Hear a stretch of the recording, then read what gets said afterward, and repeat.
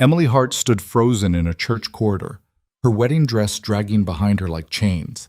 In 20 minutes, she would walk down the aisle to marry Vincent Moretti, a man 40 years her senior, a crime lord who collected wives like trophies. Her hand shook so violently she could barely grip the wall. She had never disobeyed her father, never raised her voice, never said no. But as organ music swelled through the building, something inside her cracked. For the first time in 23 years, Emily Hart made a choice. She ran.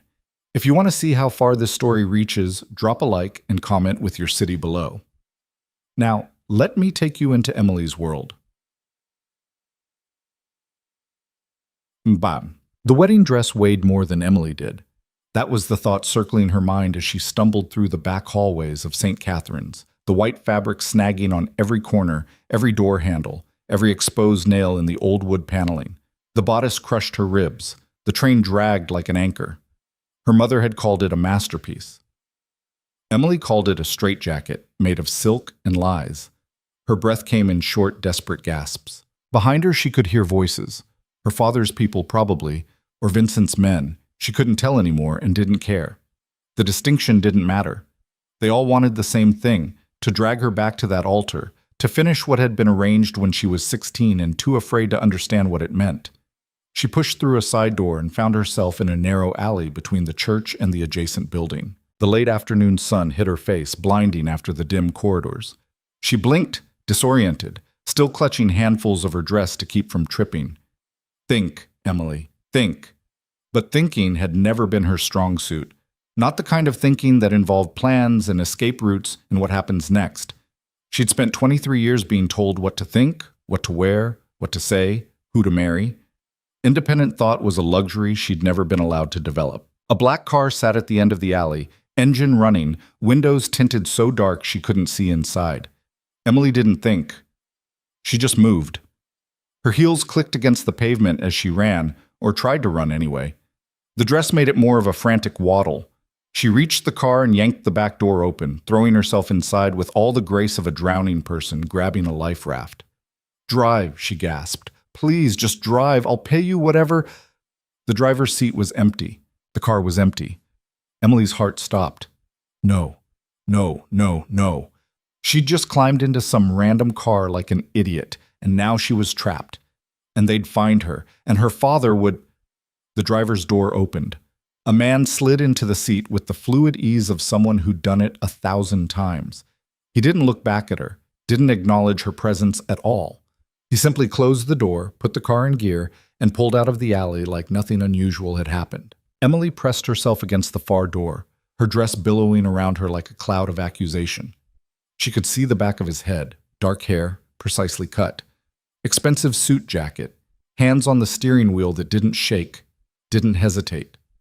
"I'm sorry," she whispered. "I didn't mean to. I can get out at the next..." "You're Emily Hart." His voice cut through her apology like a knife through water, deep, calm, absolutely certain.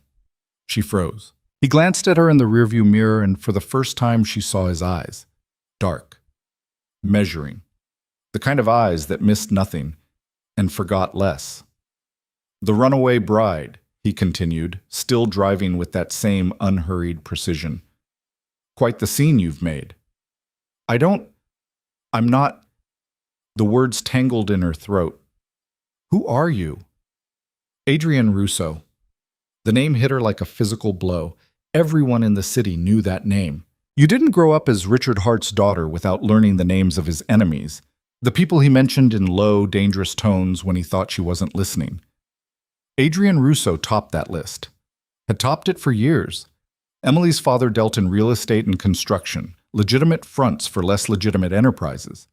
Adrienne Rousseau dealt in everything else, imports, exports, the kind of business that happened in shadows and left no paper trail. The two men had been circling each other for a decade, neither quite willing to start a war that might consume them both. And Emily had just climbed into his car. "Let me out."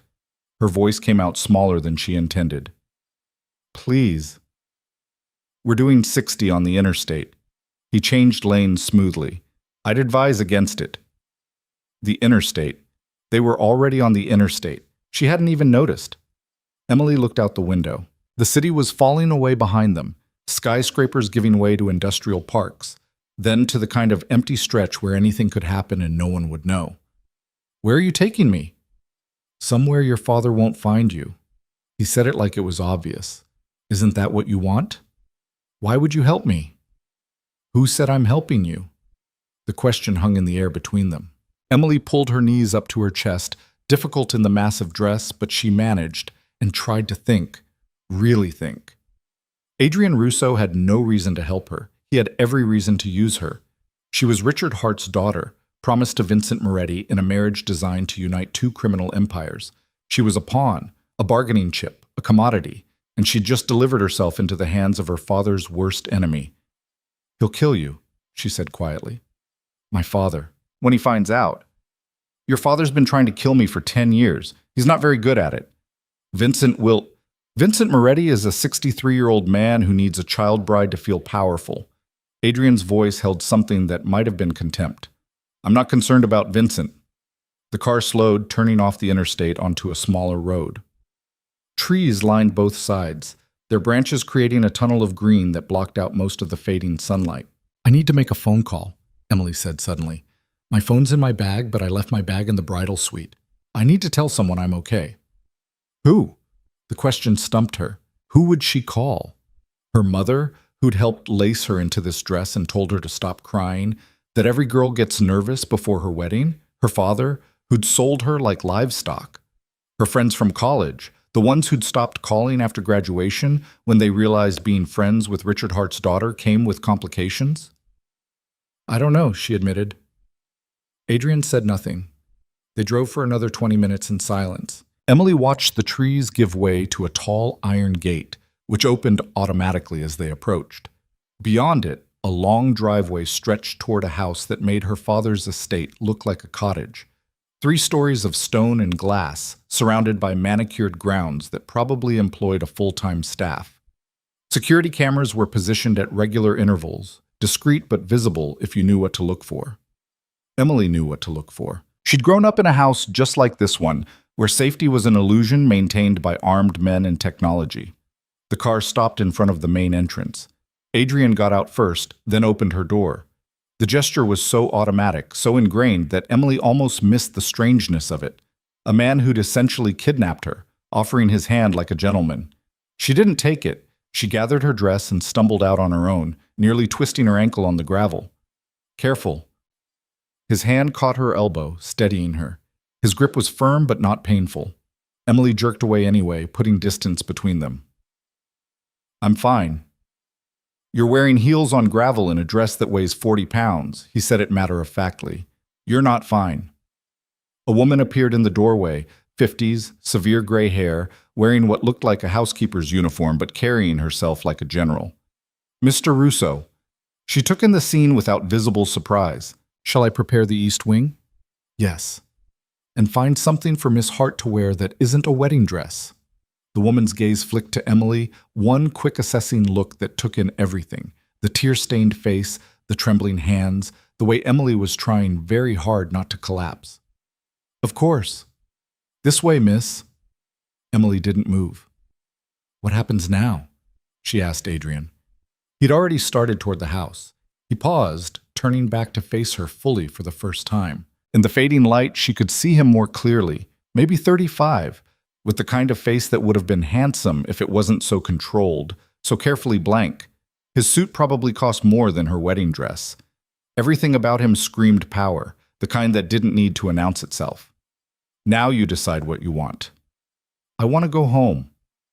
No, you don't. The certainty in his voice made her angry. You don't know what I want. I know you didn't climb into a stranger's car because you wanted to go home. He tilted his head slightly, studying her. You climbed into my car because you were desperate. So here's the situation, Emily. Your father is currently tearing the city apart looking for you. Vincent Moretti is considering it a personal insult. In approximately 3 hours, every law enforcement officer and criminal with a grudge will have your picture. You have 3 options. He counted them off on his fingers. 1. I take you back. You marry Vincent, live whatever life that entails, and we pretend this never happened. 2. I drop you at a bus station with enough cash to disappear. You're on your own. 3. You stay here, where no one will find you until we figure out what comes next. Why would you do that? Emily's voice cracked. Why would you help me at all? Because Richard Hart's daughter running away from her own wedding is the most interesting thing that's happened in months. His expression didn't change. And because I'm curious what kind of person you'll be when you're not scared. He walked into the house, leaving her standing in the driveway with the housekeeper. The woman, she introduced herself as Mrs. Chen, led Emily through halls that felt like a museum. Original art on the walls, floors so polished Emily could see her reflection. Everything spotless, everything expensive, everything carefully curated to project power. The East Wing turned out to be a suite of rooms bigger than Emily's apartment at college had been. Bedroom, sitting room, bathroom, with a tub that could fit 3 people. French doors opened onto a balcony overlooking gardens that probably required a full-time team. I'll bring you some clothes, Mrs. Chen said. Mr. Russo keeps a selection for guests. They should fit well enough. Does he have a lot of female guests? It came out more bitter than Emily intended. Mrs. Chen's expression didn't change. Mr. Russo has a lot of business associates. Some of them are women. Some of them occasionally need to stay overnight. She moved toward the door. There are towels in the bathroom. Dinner is at 8 if you'd like to join Mr. Russo. If not, I can bring something up. She left before Emily could respond. Emily stood in the middle of the room, still wearing the dress, still shaking. Then she started laughing. It bubbled up from somewhere deep and hysterical, the kind of laughter that was close cousins with crying. She pressed her hands to her mouth, trying to muffle it, but it kept coming. She'd run away from her wedding and ended up with Adrian Russo. Adrian Russo, who her father had warned her about since childhood, who Vincent had mentioned with casual contempt, who existed in her mind as more monster than man. And he'd offered her a choice. That's what broke her, finally. Not the fear, not the adrenaline crash, but the simple fact that someone had asked her what she wanted. Emily sank to the floor, the dress pooling around her, and cried until she couldn't anymore. She must have fallen asleep on the floor, because the next thing she knew, someone was knocking on the door. Miss Hart? May I come in? Emily blinked, disoriented. The light had changed. Evening now, the room dim except for a lamp Mrs. Chen must have turned on. Yes. Mrs. Chen entered carrying a tray, tea, sandwiches, and a neat stack of folded clothes. I thought you might prefer to eat something before attempting the dining room. She set everything on the coffee table. The bathroom has everything you need. Take your time. Mr. Russo isn't expecting you. Emily struggled to her feet, her legs numb from sitting on the floor. Can you help me with this dress? 20 minutes later, Emily stood under a shower hot enough to scald, watching wedding makeup run down the drain in streams of beige and black. The dress hung on the back of the door like an accusation. She'd needed Mrs. Chen's help with the buttons. Dozens of tiny fabric-covered buttons running down her spine, each one fastened by her mother's hands that morning. That morning. It felt like a year ago. Emily washed her hair 3 times, trying to get out all the pins and spray. Her scalp ached. Everything ached. She stayed in the shower until the water started to cool, then forced herself out. The clothes Mrs. Chen had brought fit surprisingly well. Soft cotton pants, a cashmere sweater that probably cost more than Emily's monthly car payment back when she'd had a car. Everything in muted colors, nothing flashy. She found a hair tie in one of the drawers and pulled her wet hair back. The girl in the mirror looked young, exhausted, lost. Emily turned away. She ate the sandwiches mechanically, not tasting them, washing them down with tea that had gone lukewarm. Through the balcony doors, she could see lights coming on across the grounds. Security lights, probably. Keeping watch. A clock on the mantel read 9:47. Emily had been married by now, in the timeline that didn't happen. She'd have stood next to Vincent while he made his vows, while her father watched approvingly, while 2 criminal empires sealed their alliance with her as the contract.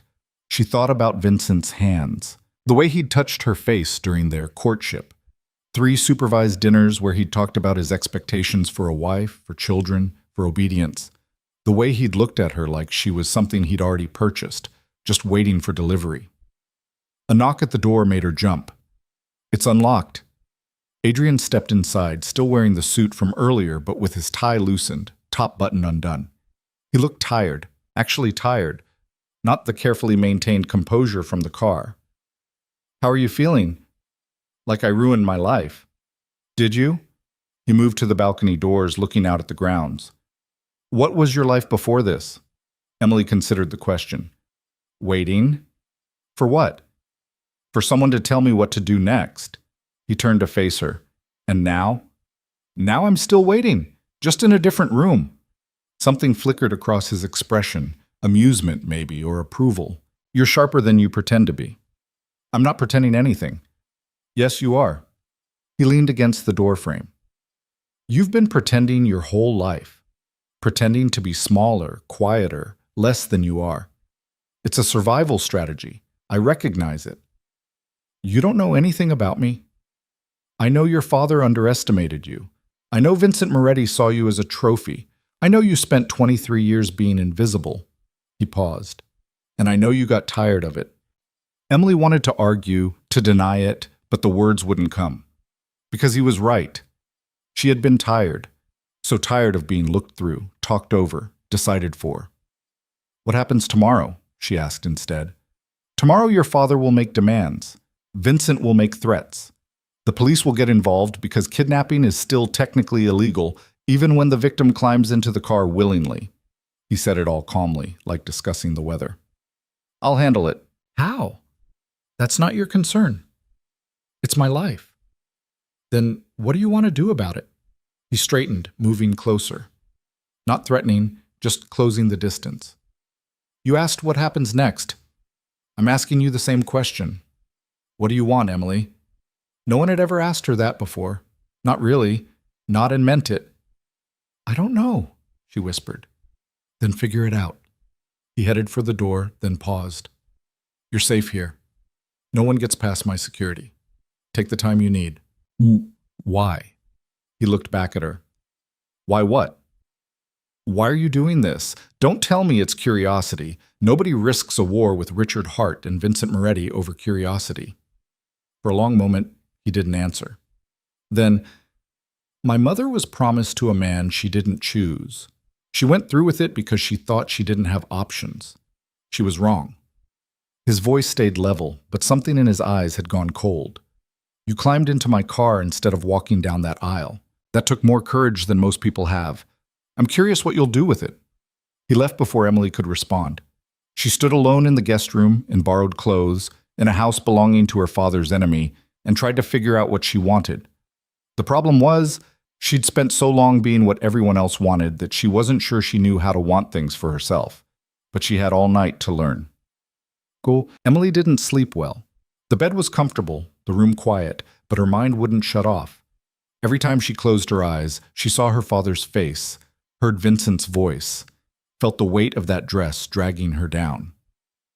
At 6 a.m., she gave up and went looking for coffee. The house was massive and confusing, but she followed her nose and found the kitchen, an enormous space with commercial-grade appliances and enough counter space to run a restaurant. Mrs. Chen was already there preparing breakfast. Good morning, Miss Hart. Coffee? Please, and call me Emily. Mrs. Chen poured her a cup from a pot that smelled like heaven. Milk? Sugar? Black is fine. They sat in companionable silence for a moment. Through the kitchen windows, Emily could see the sun starting to rise over the gardens.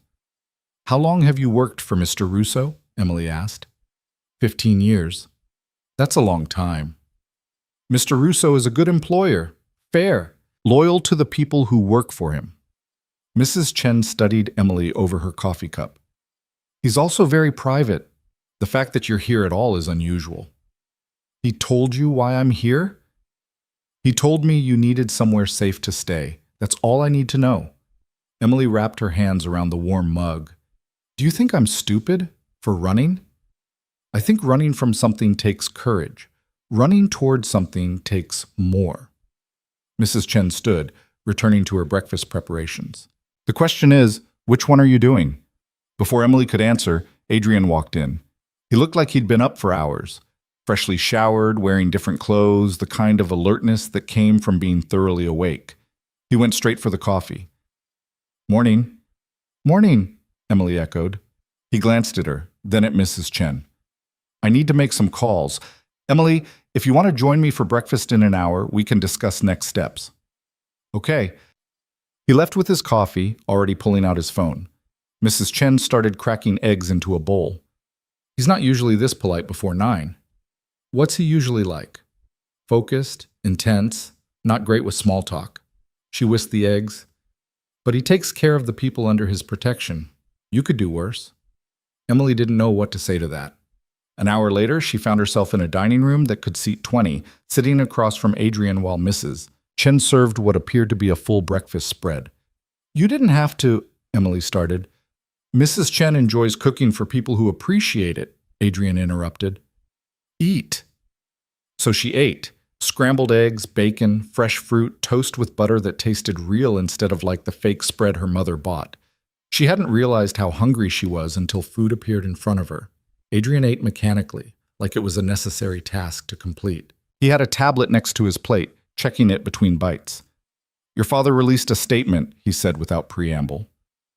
You were kidnapped from the church by an unknown assailant. He's offering a reward for information leading to your safe return. Emily's appetite vanished. He's lying. Of course he is, but it's a smart play. Makes you the victim instead of a runaway.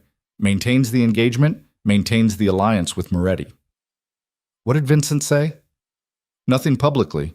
Privately, he's furious, considers it a personal humiliation. Adrian glanced up from his tablet. He wants you found, quickly. Emily set down her fork. I can't go back. I know. No, I mean, I can't. Her voice started to shake. If I go back, my father will make sure this never happens again. I don't know what he'll do, but I know it won't be good. And Vincent, you're not going back. The certainty in Adrian's voice cut through her rising panic. But I said what would happen, not what we're going to do about it. He pushed his plate aside. Your father and Moretti have a problem. You're gone, and they need to save face. That gives us leverage. Leverage for what? For keeping you dead. Emily blinked. What? Adrian leaned back in his chair. Not literally, but in terms of Richard Hart's daughter, the obedient child who did what she was told. That person needs to disappear, permanently. I don't understand. You can't be Emily Hart anymore. That name, that identity, it's tied to your father, to his business, to everything you're running from. If you want to stay gone, you need to become someone else. The implications of that hit her slowly. You mean fake my death? Too dramatic, too many questions. Better to simply vanish. Let your father spin whatever story he wants. Meanwhile, you build a new life. How? New name, new background, new everything. It's not as hard as you'd think. He said it like he'd done it before. Maybe he had. The question is whether you're willing to do it. Emily thought about her mother, who she'd never been close to but was still her mother. Her childhood bedroom, her college diploma with her name on it, the few friends she'd managed to keep. Everything that said she'd existed, that she'd mattered, even a little. Would I ever be able to see them again? My family? Eventually, maybe. In a few years, when things have settled, if you want to. Adrian's expression didn't change. But not as Emily Hart. That person has to stay gone. Who would I be? Whoever you want. There it was again, that question, that impossible freedom. Emily stood, needing to move. She went to the window, looking out at grounds that could have been anywhere, that told her nothing about where she really was. I need time to think. You have until tonight. After that, your father's people will widen the search. The longer you stay in one place, the more risk everyone takes. Everyone meaning you. Meaning everyone in this house, yes.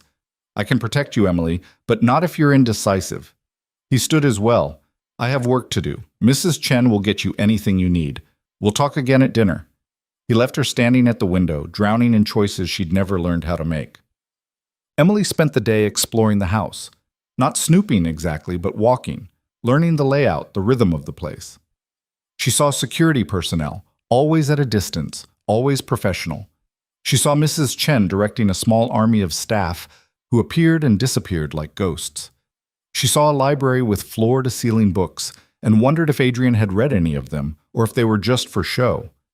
In the afternoon, she found a gym, treadmills, weights, a full boxing setup. She stood in the doorway, watching dust motes float in the sunlight, and remembered being 14 and asking her father if she could take a self-defense class. He'd laughed and said that's what bodyguards were for. Emily hadn't had bodyguards today. She'd been on her own, walking through a stranger's house, and no one had stopped her or questioned her or told her where she could and couldn't go. It felt strange, wrong, like wearing shoes on the wrong feet. She found Adrian in what appeared to be his office, a large room with a desk, computers, and maps covering one wall. He was on the phone, speaking in a language she didn't recognize. He saw her in the doorway and motioned her in without breaking his conversation. Emily sat in one of the chairs facing his desk and waited. He finished the call, made some notes, then looked at her. Decision? I want to ask you something first. Go ahead. If I do this, if I disappear, become someone new, what do you get out of it? He seemed to consider how to answer that. Richard Hart has been a problem for a long time. He operates in my territory, undercuts my businesses, causes complications. I can't move against him directly without starting a war neither of us wants. But if I'm gone, if you're gone, his alliance with Moretti weakens. Vincent doesn't get the young wife he wanted. The marriage that was supposed to unite their operations doesn't happen. They start questioning each other, blaming each other. Adrian leaned forward. I don't have to destroy your father. I just have to help him destroy himself. Using me. Using the choice you already made. You ran, Emily. I'm just offering you a place to run to. It was honest, at least. Brutally honest. And if I say no, if I want to try on my own, then I'll give you money and a head start and wish you luck. But you should know, your father has resources. If you're out there alone, he'll find you eventually. And if I stay with you, then you have my protection, my resources, a chance to actually disappear instead of just hiding. Emily looked at her hands, small hands, soft, with nails her mother had insisted be manicured for the wedding, hands that had never done anything harder than type papers for college classes. What would I have to do? Learn, adapt, become someone your father wouldn't recognize even if he looked right at you. Adrian's voice softened slightly. It won't be easy. You'll have to give up everything familiar, but you'll be free. Free. The word sounded foreign. I'll do it, Emily said quietly. You're sure? No, but I'm more sure about this than I was about marrying Vincent. Something that might have been a smile crossed Adrian's face. Good enough. We start tonight. Start what? Killing Emily Hart. He said it so casually that it took Emily a moment to process. Then she understood. They were going to erase her, bit by bit, until nothing remained except a girl who'd run from a wedding and never looked back. And somewhere in the wreckage, someone new would emerge. Emily just had to figure out who that person was. The first thing Adrian did was take away her phone. But I don't even have my phone, Emily protested. I left it at the church. Good. Don't get another one. He was already typing on his laptop, fingers moving with practiced efficiency. Phones are tracking devices that occasionally make calls. Emily Hart's phone is sitting in an evidence bag somewhere, or your father has it. Either way, it's a liability. They were in his office, the maps on the wall now covered with what looked like surveillance photos and organizational charts. Emily recognized some of the faces. Her father's associates, Vincent's people, various power players in the city's criminal ecosystem. How am I supposed to communicate with anyone? You're not. Not yet. Adrian glanced up from his screen. For the next few weeks, you don't exist. No contact with anyone from your old life. No social media, no email, nothing digital that can be traced. Emily sank into the chair across from his desk. So I'm a prisoner. You're protected. There's a difference. Doesn't feel different. It will. He turned his laptop around, showing her a news article. Look. The headline read, Heiress missing after church ceremony disrupted. Below it, a photo of Emily from last year, taken at some charity function her father had dragged her to. She looked polished in the picture, fake smiling. Nothing like the girl currently sitting in worn cashmere and still damp hair. They're running with the kidnapping angle, Adrian said. Your father's offering $500,000 for information. Vincent's people are pressuring the police to classify it as a federal case. Federal? Crossing state lines, organized crime involvement, the whole package. They're making it a big deal. He closed the laptop. Which works in our favor. The more resources they waste looking for Emily Hart, the less attention they pay to everything else. Everything else like what? Adrian stood, moving to the maps on the wall. He pointed to a warehouse district on the east side of the city. Your father's been using this area for imports. Legitimate cargo mixed with less legitimate items. I've been trying to get evidence for months. And now? Now he's distracted, sloppy. When people are emotional, they make mistakes. He looked at her. I'm going to use that. Emily felt something cold settle in her stomach. You're using me as bait. I'm using the situation. You already ran, Emily. I'm just making sure it counts for something. She wanted to be angry, wanted to feel betrayed. But the truth was she'd known this wasn't charity. Adrian Russo didn't do things out of the goodness of his heart. He told her that himself. What do I have to do? For now, nothing. Stay here, stay out of sight. Let me handle your father. He pulled out a folder from his desk drawer. Tomorrow, we start building your new identity. But tonight, you need to understand something. What? The girl who ran from that church yesterday? She's gone. You can't be her anymore, not even in private. Every habit, every mannerism, every way you interact with the world, it all has to change, otherwise someone will recognize you eventually. Emily's hands started shaking again. I don't know how to be anyone else. Then learn. His voice wasn't cruel, just matter of fact. You learned how to be Emily Hart. You can learn how to be someone new. A knock at the door interrupted them. Mrs. Chen entered carrying a tray with tea and what looked like documents. The papers you requested, she said, setting everything on Adrian's desk. Thank you. He waited until she'd left before opening the first folder. Birth certificate, social security card, driver's license, all legitimate, all traceable if anyone looks hard enough. Your new name is Sarah Mitchell, 25 years old, from Portland, recently moved to the area for work. Emily stared at the documents. The birth certificate looked real, worn at the edges like it had been folded and unfolded many times. The name Sarah Mitchell was typed in official font, but the photo on the driver's license was wrong. That's not me. It will be. We'll take new photos tomorrow once we've changed your appearance. Change my appearance how? Hair color, contacts if you want to change your eye color, different style of clothing. Small changes that add up to someone completely different. Adrian pulled out another folder. Sarah Mitchell has a job at one of my legitimate businesses, a bookstore in the Arts District. You'll work there, live above it, establish a routine, become real. A bookstore? Emily couldn't hide her surprise. You have a degree in English literature. It's one of the few things from your real life we can use. He studied her. Unless you'd prefer something else. No, it's just, I didn't think you knew that. I know everything about you, Emily. Where you went to school, what you studied, the fact that you spent most of college trying to be invisible. He said it without judgment. The question is whether you want to keep being invisible or if you want to actually exist. Emily thought about her college years. 4 years of keeping her head down, making acquaintances but no real friends, studying in her dorm room instead of going to parties.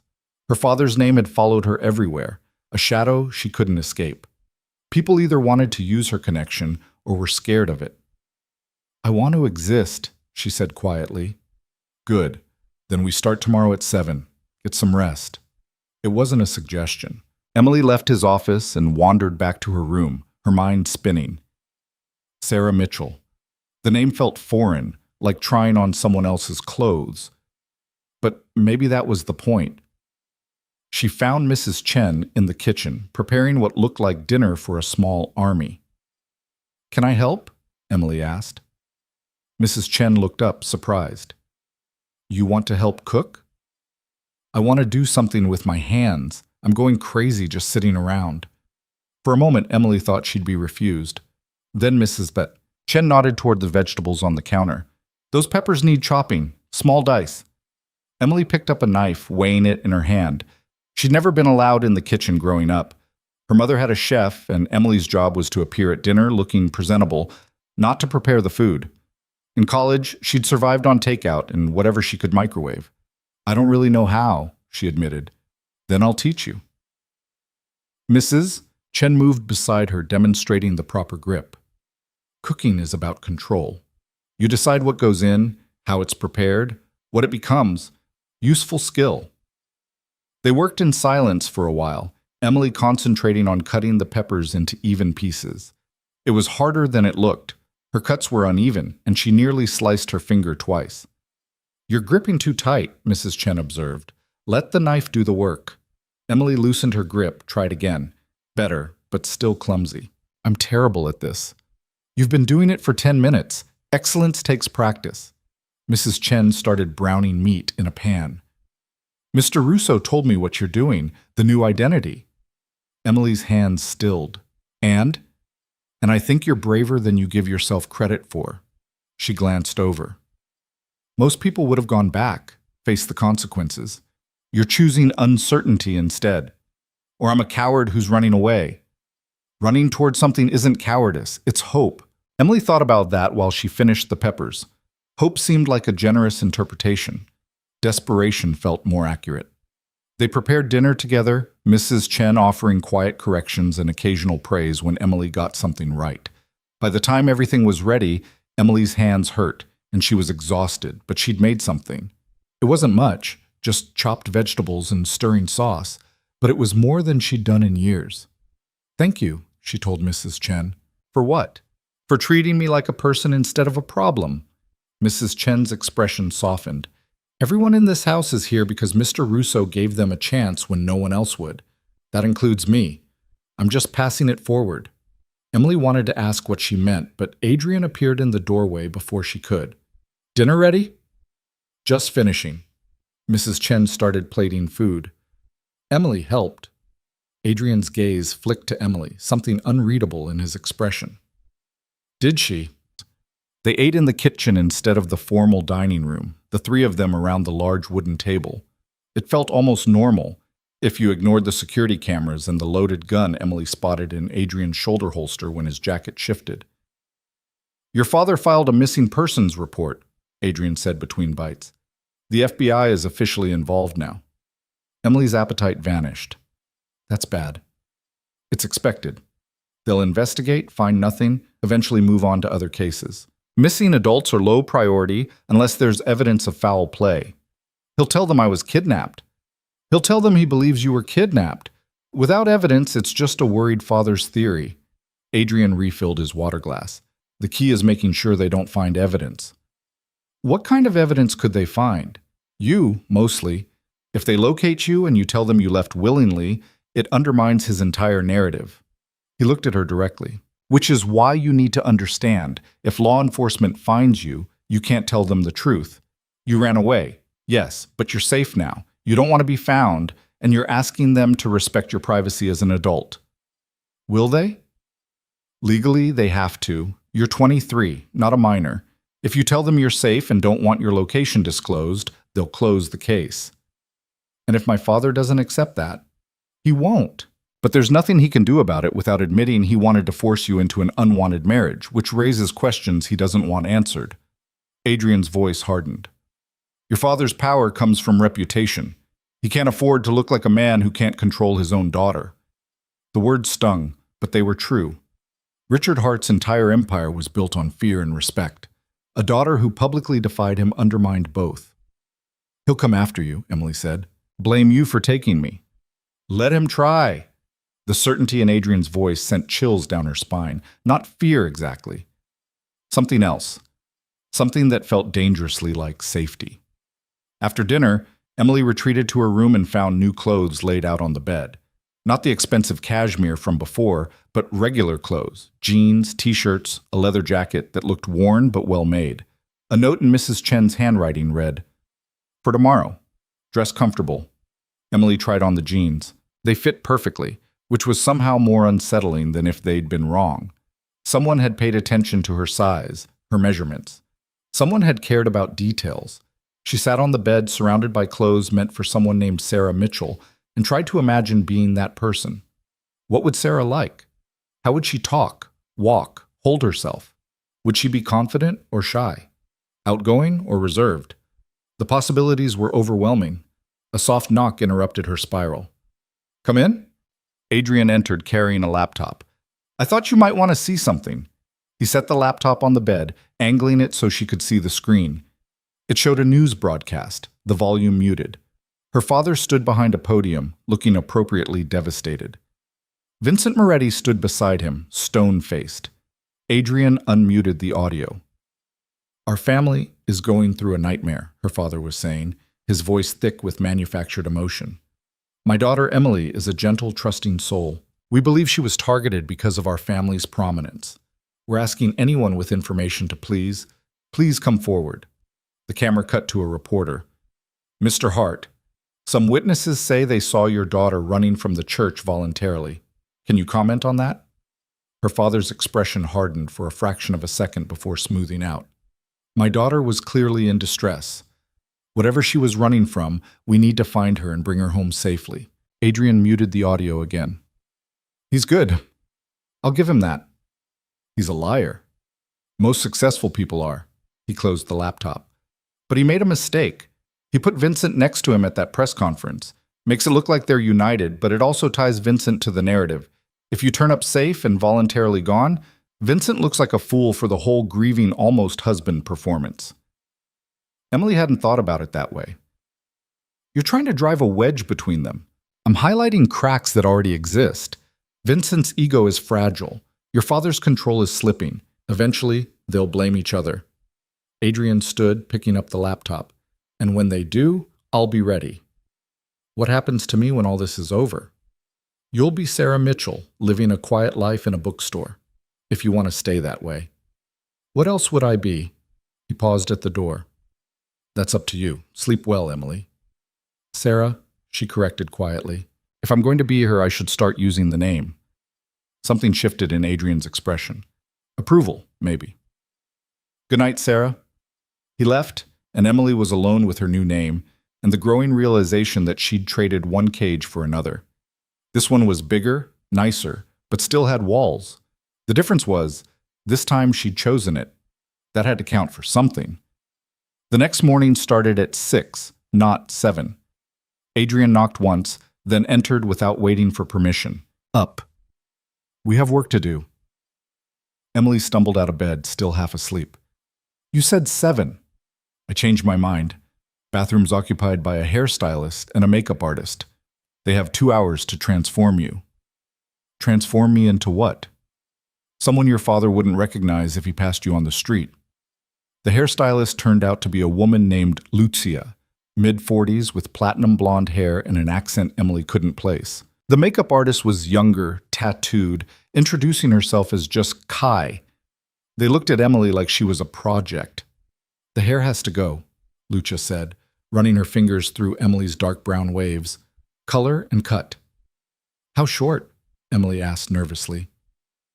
Shoulder length, layers for movement, and we're going lighter. Not blonde, too obvious, but caramel, some highlights, make you look sun-touched instead of hidden. Kai circled Emily, studying her face. Bone structure is good. We can work with this. But the way you hold yourself needs to change. You fold inward, make yourself smaller. Sarah Mitchell doesn't do that. How do you know what Sarah Mitchell does? Because I'm creating her. Kai pulled out what looked like a tackle box full of makeup. Sarah's confident but not flashy. She makes eye contact. She doesn't apologize for existing. That starts with how you see yourself. The next 2 hours were a blur of chemicals and cutting, and Lucia chattering in a mix of English and what might have been Italian. Emily watched in the mirror as her hair got shorter, lighter, transformed into something that caught light instead of absorbing it. Kai worked on her face with the precision of a surgeon, explaining each step. You've been hiding behind no makeup, which ironically makes you more memorable. Sarah wears enough to look polished but natural. Men notice the no makeup look more than they think they do. I'm not trying to attract men. You're trying to be invisible to the right people and visible to everyone else. That's a balance. Kai blended something on Emily's cheeks. The goal is to look like someone who belongs, who has a life and purpose, not someone running scared. When they finished, Emily stared at herself in the mirror. The woman looking back was her, but not. The lighter hair softened her features. The subtle makeup made her eyes look bigger, more direct. Kai had shown her how to straighten her posture, lift her chin. Say your name, Lucia instructed. Emily Hart. No, your name. Emily took a breath in. Sarah Mitchell. Again, like you believe it. Sarah Mitchell. Better. Lucia started packing her supplies. Remember, hair grows, dye fades. You'll need touch-ups every 6 weeks. Kai will show you the makeup routine. Practice until it's automatic. They left, and Emily was alone with the stranger in the mirror. Adrian appeared behind her, his reflection studying hers. What do you think? She asked. I think Emily Hart is dead. He met her eyes in the mirror, and Sarah Mitchell is ready to start living. The next week passed in a blur of transformation. Adrian had Emily practice her new signature until it was automatic. She memorized Sarah Mitchell's backstory. Grew up in Portland, parents died in a car accident when she was 20, worked various retail jobs before moving east for a fresh start. The lies came easier than Emily expected, which bothered her more than she wanted to admit. Mrs. Chen taught her to cook, really cook, not just chop vegetables. Emily learned that she liked the structure of recipes, the way following instructions led to predictable results. So different from her real life, where following instructions had led to a wedding dress and a man she despised. Adrian had her study maps of the city, learning neighborhoods she'd never visited as Emily Hart. Sarah Mitchell would know the arts district, the vintage shops, the coffee places where artists gathered. She wouldn't know the country clubs or charity galas where Emily had spent her youth. You're building a life, not just a lie, Adrian explained one afternoon. Sarah has favorite places, opinions about things, a routine. Make her real. What if I mess up? Say something that gives me away? You will mess up. Everyone does. He didn't look up from the papers he was reviewing. The key is not panicking when it happens. People forget details about themselves all the time. It's normal. On the 8th day, Adrian drove her to the bookstore.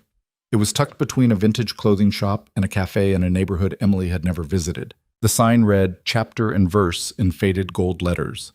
Through the window, she could see shelves packed with books, a worn armchair in the corner, plants that looked like they might be dying.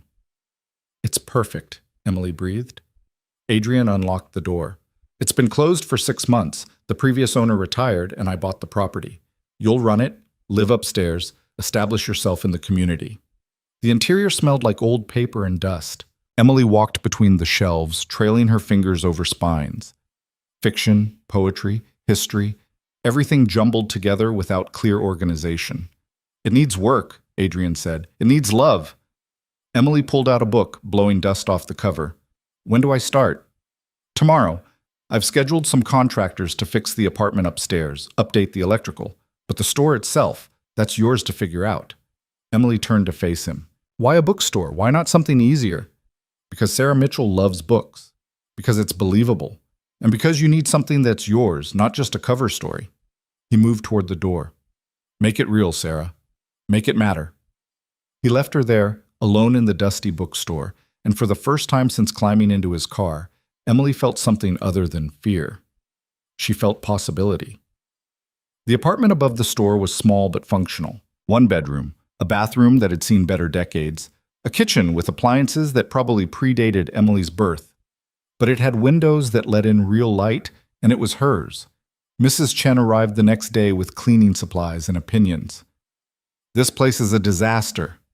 It has character, Emily defended. Character is what people say when they mean old and falling apart. Mrs. Chen started opening windows. But we can work with it.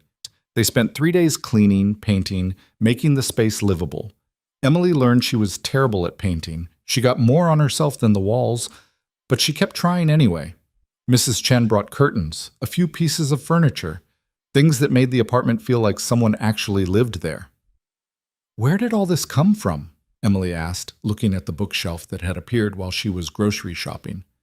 Mr. Russo has storage units full of furniture from various properties. I picked things that suited Sarah Mitchell. How do you know what suits Sarah Mitchell? Mrs. Chen gave her a long look. Because I know you. And Sarah is just you without the fear. Emily wanted to argue, to say that wasn't true, but the words wouldn't come. Downstairs, the bookstore slowly came back to life. Emily organized the shelves properly, created sections that made sense.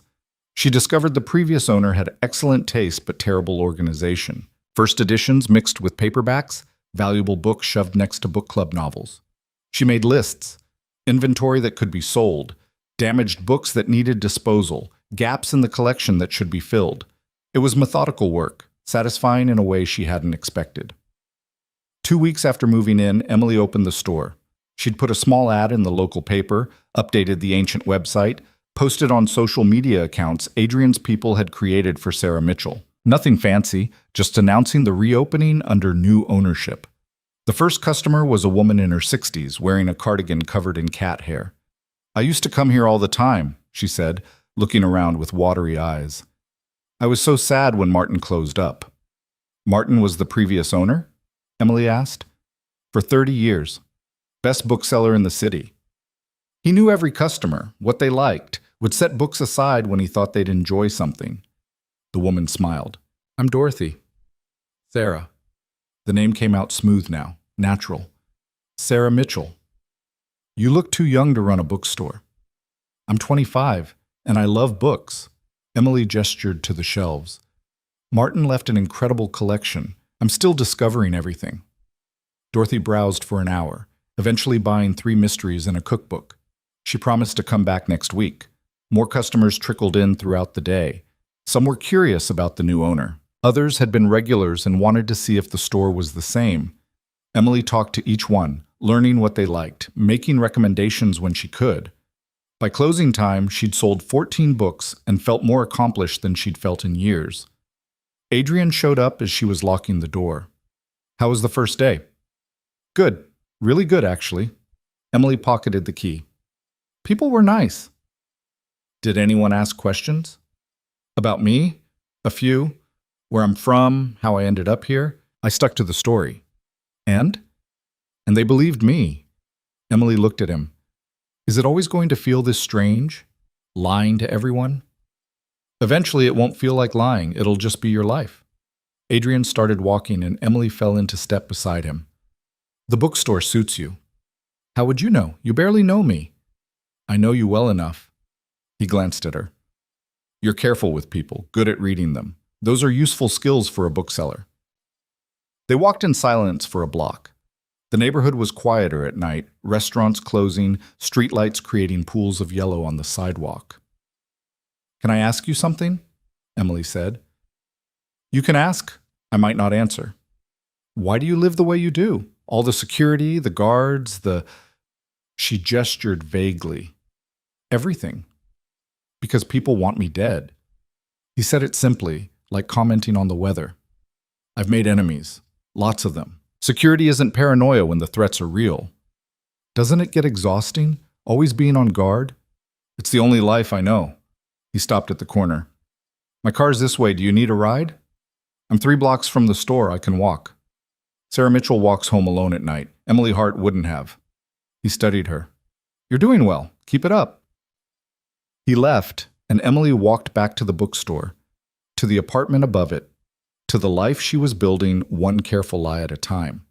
She didn't feel like Emily Hart anymore, but she wasn't quite Sarah Mitchell yet either. She was somewhere in between, and that liminal space felt more honest than anything she'd been before. 3 months into being Sarah Mitchell, Emily forgot to answer to her real name. It happened at the bookstore on a Tuesday afternoon. A woman came in asking for recommendations, and halfway through their conversation, she said something about Emily Dickinson. Emily didn't even register the name. She kept talking about poetry collections, completely missing the moment until later that night when she replayed the conversation and realized what had happened. She'd stopped being Emily, even in her own head. The thought should have scared her. Instead, it felt like relief. The bookstore had become something real. Dorothy came every Thursday like clockwork, buying mysteries and talking about her cats. A college student named Marcus worked part-time, shelving books and managing the register when Sarah needed to step away. The regulars knew her coffee order at the cafe next door. Black, no sugar, because Sarah Mitchell didn't waste time with cream and sweeteners. Emily had never even liked coffee, but Sarah did, so she learned. Adrian came by once a week, usually on Wednesdays after the evening rush. He'd browse the shelves, buy something he probably wouldn't read, and ask careful questions about whether anyone had been asking too many questions about her past. "You're being paranoid," Emily told him one evening as she locked the register. "I'm being careful. There's a difference. He held up a book about World War II naval battles. You think I'll enjoy this? I think you'll buy it and put it on a shelf with 50 other books you bought here and never opened. She grabbed her jacket from the back room. Why do you keep buying books if you don't read them? I read. When? When I have time. Which is never. Emily smiled despite herself. You could just admit you're checking up on me. I'm making sure my investment is secure. Your investment. She locked the front door, testing it twice out of habit. Is that what I am? Adrian didn't answer right away. They walked in silence for half a block before he spoke. Your father's been quiet lately. No new press conferences, no public appeals. That bothers me. Maybe he gave up. Richard Hart doesn't give up. He adapts. Adrian's jaw tightened. He's planning something. I just don't know what yet. Emily felt the familiar flutter of fear in her chest, the one that showed up whenever her father was mentioned. She'd been so focused on becoming Sarah Mitchell that she'd almost let herself forget she was still Emily Hart, still someone her father wanted to find. What do I do? Keep doing what you're doing. Be Sarah. Live your life. He glanced at her. And stay alert. If you see anyone watching the store, anyone asking questions that feel wrong, you tell me immediately. You really think he'd find me? I think your father has resources, and 3 months isn't that long in an investigation. The FBI probably moved on, but he hasn't. Adrian stopped at the corner where they usually parted ways. There's something else. Vincent Moretti was spotted in the city last week. Emily's blood went cold. Why would he be here? I don't know, but he wasn't alone. Had 4 of his people with him, stayed 2 days, then left. Adrian's expression darkened. He's not over the humiliation. Men like Vincent don't forget being left at the altar. It wasn't at the altar. I ran before the ceremony. Semantics. The result is the same. You made him look weak. Adrian moved closer, his voice dropping. If he finds you, he won't care that you're trying to live a quiet life.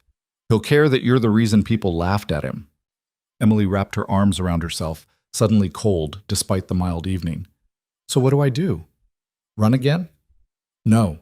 Running makes you look guilty, makes you easier to track. You stay here, stay Sarah, and if Vincent shows up, you call me.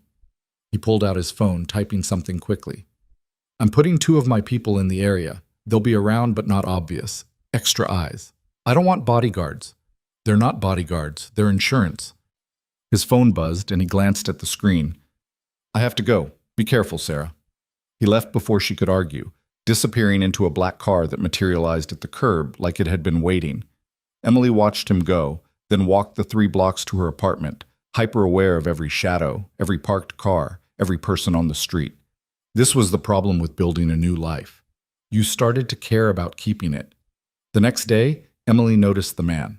He came in around noon, browsing the history section with the kind of focus that felt rehearsed. Mid-30s, expensive watch, shoes too clean for someone who actually walked around the city. He picked up books without reading the backs, put them down in the wrong places. Emily watched him from behind the register, her heart rate picking up. Can I help you find something? She asked, keeping her voice steady. Just looking.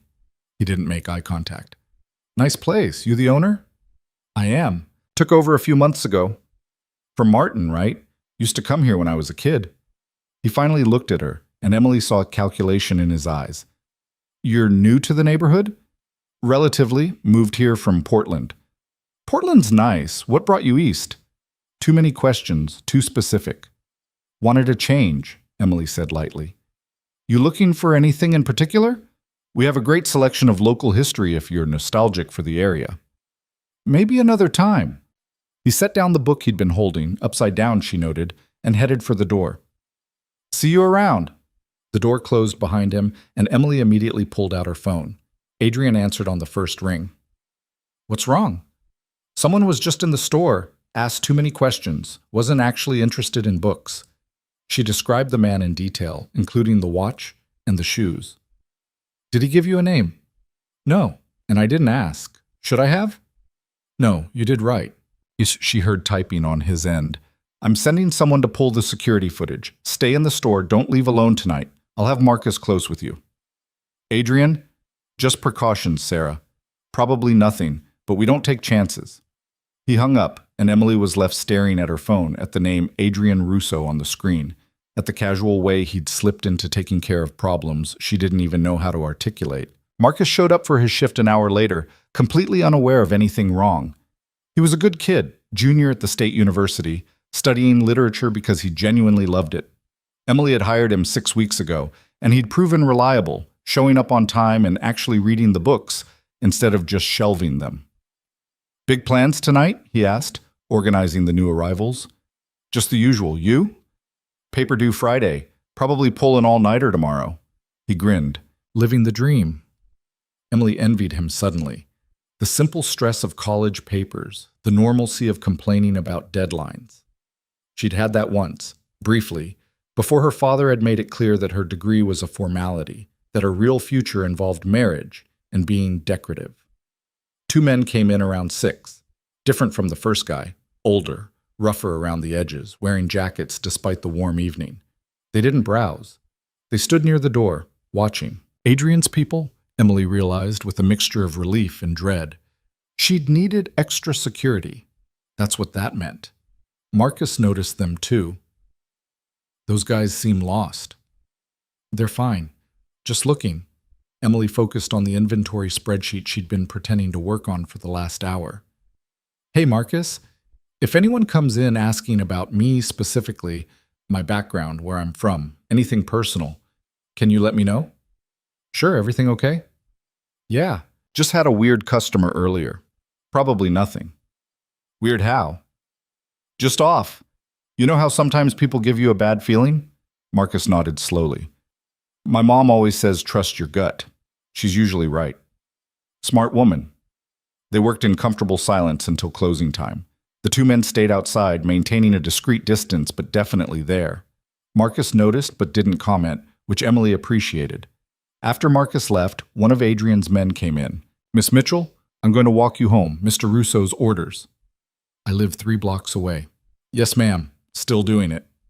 His name was Colin, and he was professional to the point of being almost robotic. He walked slightly behind her, eyes constantly scanning the street. Emily felt ridiculous and protected in equal measure.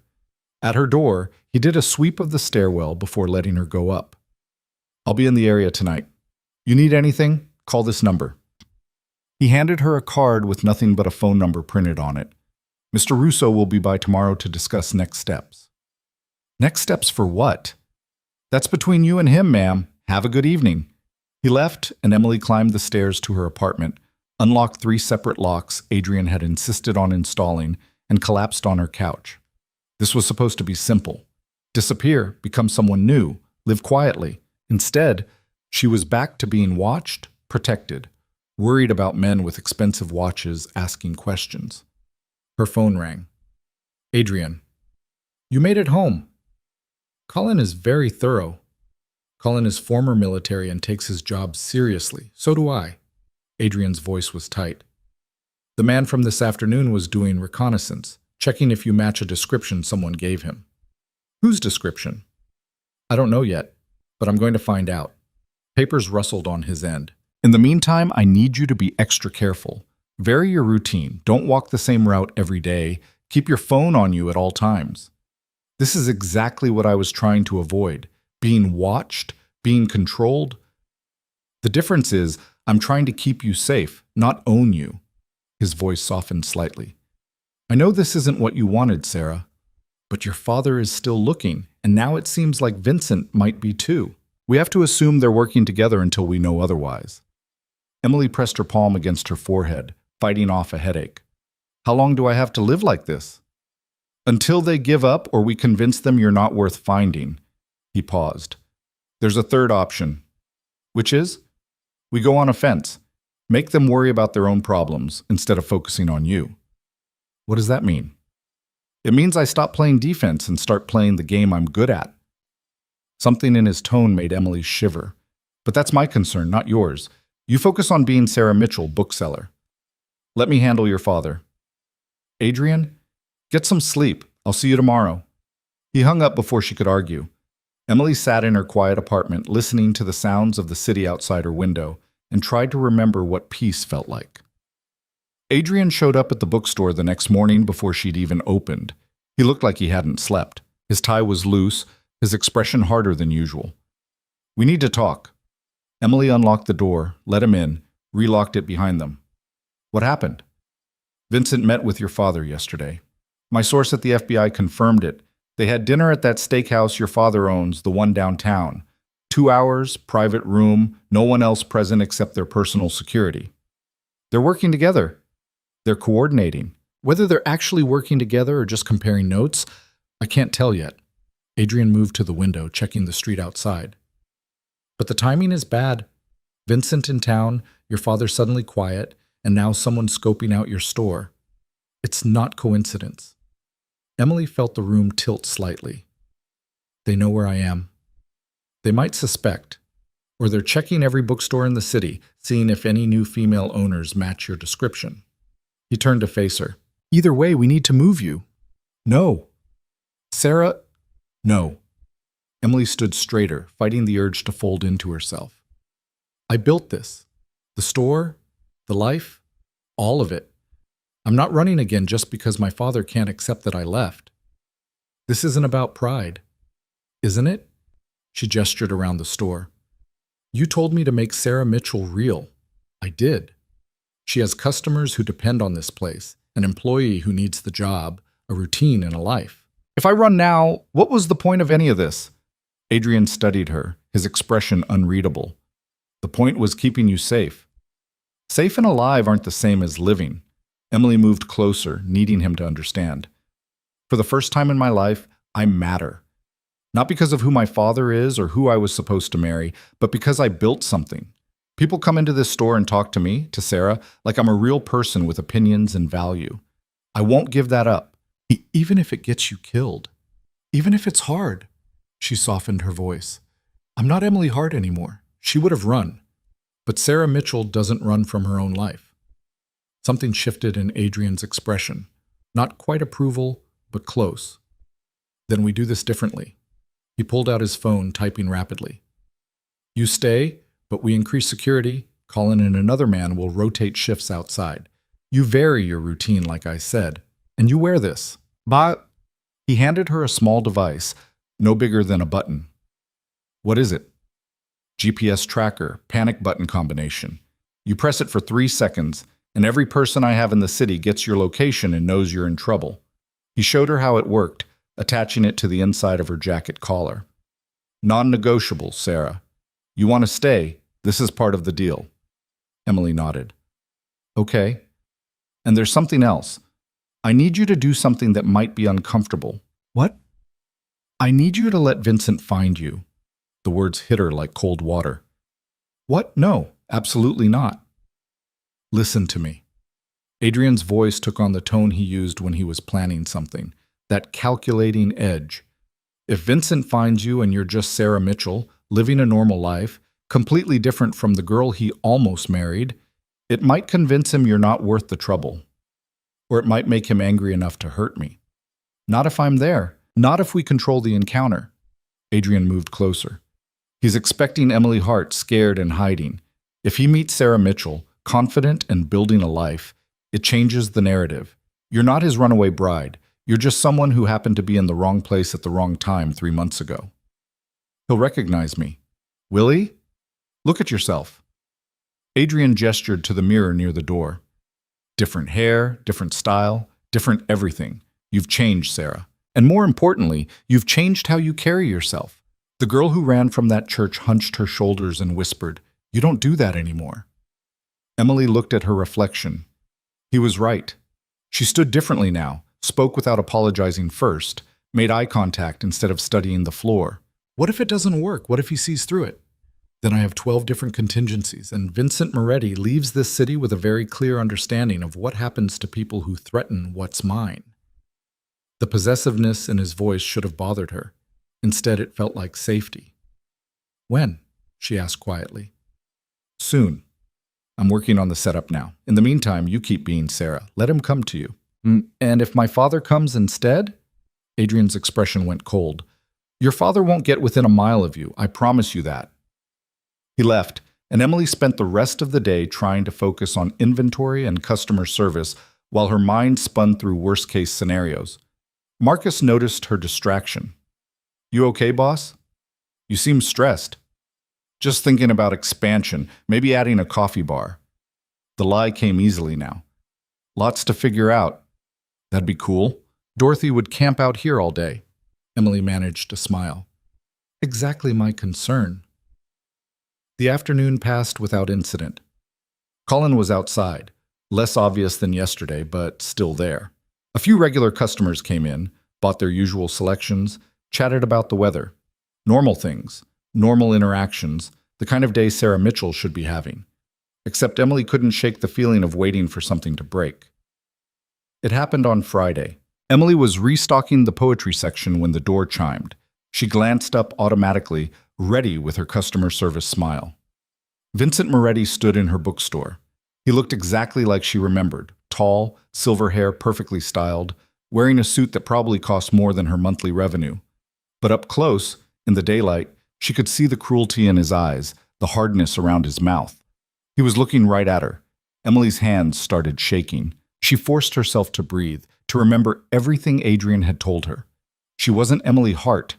She was Sarah Mitchell, and Sarah Mitchell had never met this man before in her life. "Can I help you?" Her voice came out steady. Small miracle. Vincent moved deeper into the store, studying her.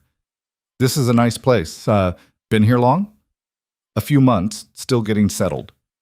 Emily set down the book she'd been holding, wiping her palms on her jeans. "Looking for anything specific?" "Actually, yes. I'm looking for someone." He pulled out his phone, showing her a photo. It was Emily from a year ago, dressed for some charity event, hair and makeup professional. She looked like a stranger. "Have you seen this woman?" Emily studied the photo like it meant nothing to her. "Can't say I have. Is she missing?" "She disappeared a few months ago. Her family is very worried." "I saw something about that on the news. The heiress, right?" Emily handed back his phone. "I hope they find her. That must be awful for her family." Vincent watched her carefully. "You look a bit like her, actually. Around the eyes." "Lots of people have brown eyes." Emily smiled blandly. "If I see her, should I call someone?" "That won't be necessary." He pocketed his phone, still studying her. "You said you've been here a few months. Where were you before this?" "Portland. Worked retail. Wanted a change?" The lies flowed smooth as water. "This place needed someone who loved books, so here I am. Portland's a long way from here." "That was kind of the point. Fresh start, you know?" Vincent picked up a book from the display table, a thriller about a woman running from her past. The irony wasn't lost on Emily. "Interesting choice," he said. "It's a good book. Lots of twists." Emily moved behind the register, putting distance and a counter between them. "Can I ring that up for you?" "No, I don't read much." He set it down. "But I'll remember this place. Maybe come back sometime." Always happy to have customers.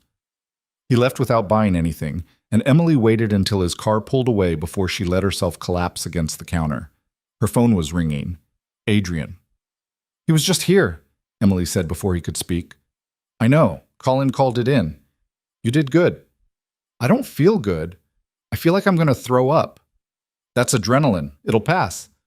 Adrian's voice was calm, grounding. "Did he believe you?" "I don't know. Maybe. He said I looked like her." "What did you say?" "That lots of people have brown eyes. Was that okay?" It was perfect. Dismissive, but not defensive. She heard him moving, probably pacing. "He'll report back to your father. Tell him he found a bookstore owner who might look similar but doesn't act right. That's exactly what we want." "What if they come back?" "Then you handle it the same way. You're Sarah Mitchell. You run a bookstore. You have no idea why people keep showing you pictures of some missing heiress." He paused. "I'm proud of you." The words caught Emily off guard. "What?" "You didn't fold. You didn't panic. You stood your ground and played the part."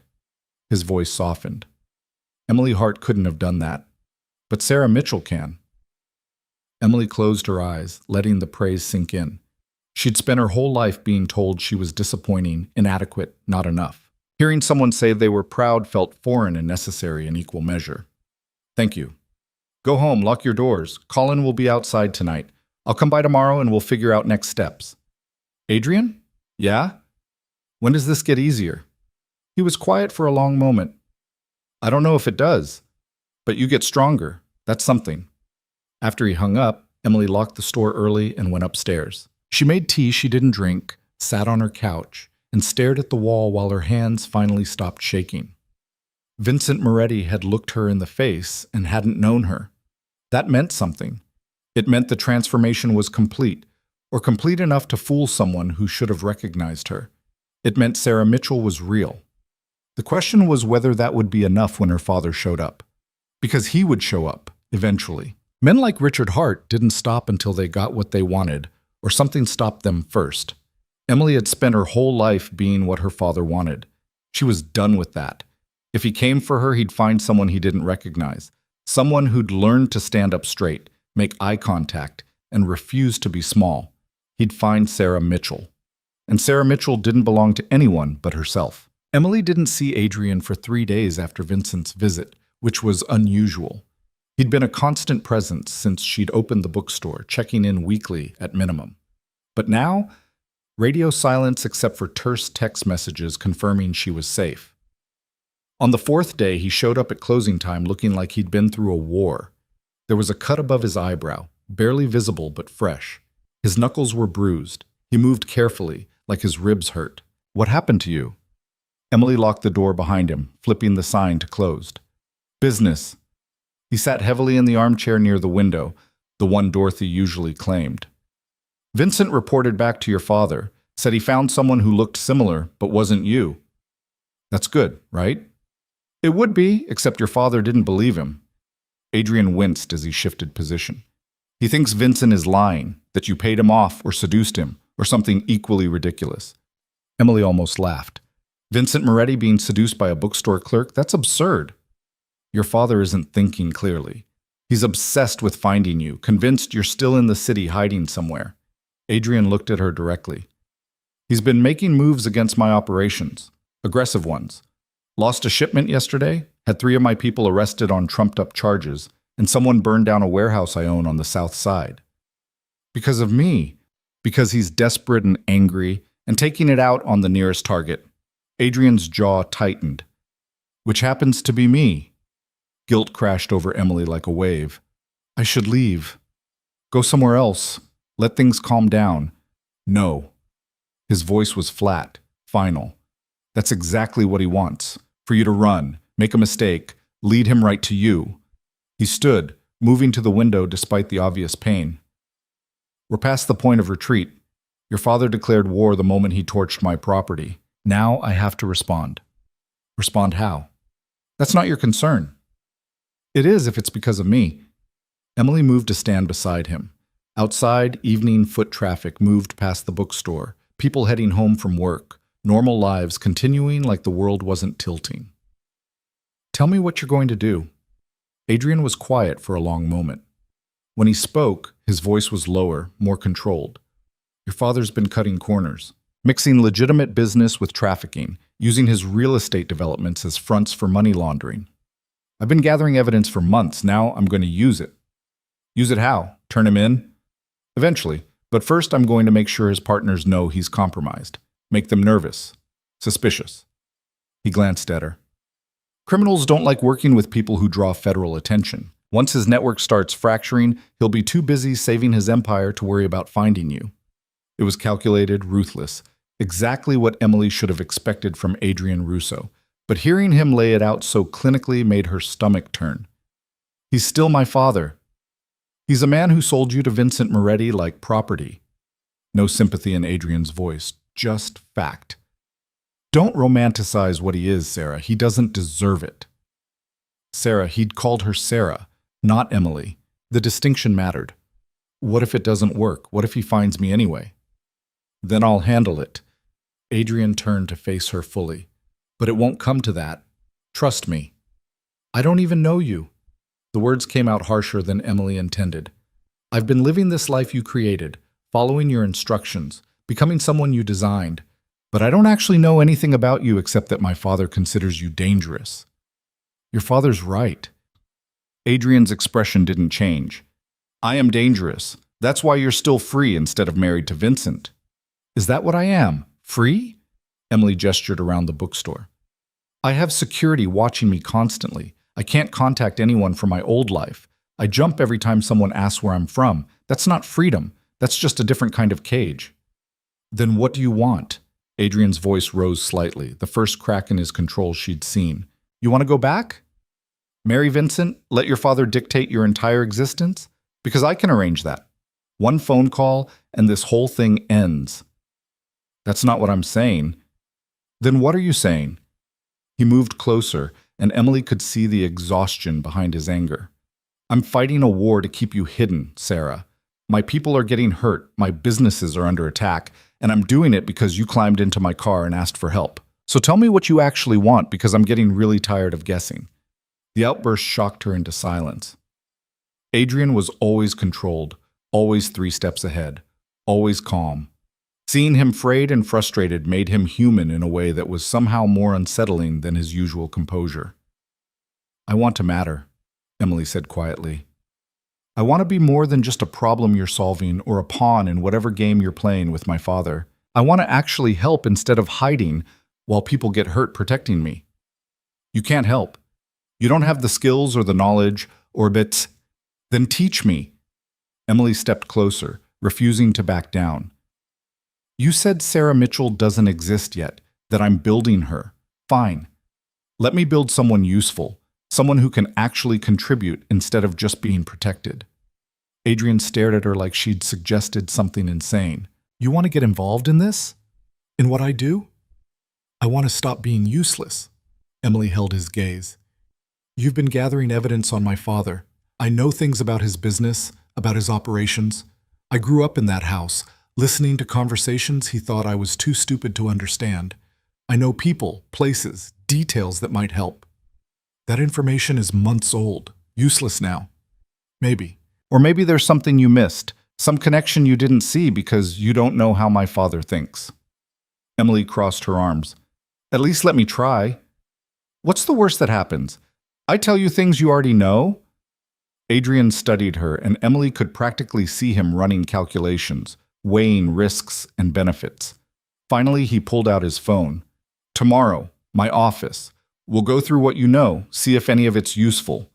He headed for the door, then paused. And Sarah, this isn't a game. If I bring you in on this, you follow my instructions exactly. No improvising, no taking risks. Understood? Understood. He left, and Emily stood alone in her bookstore, wondering if she'd just made a terrible mistake or the first real choice of her new life. The next morning, Adrian sent a car. Not the same one from the day she'd run, but similar. Black, tinted windows. A driver who didn't make conversation. They drove for 40 minutes, leaving the city proper and heading into an area Emily vaguely recognized as industrial. Warehouses and distribution centers, the kind of anonymous buildings that could house anything.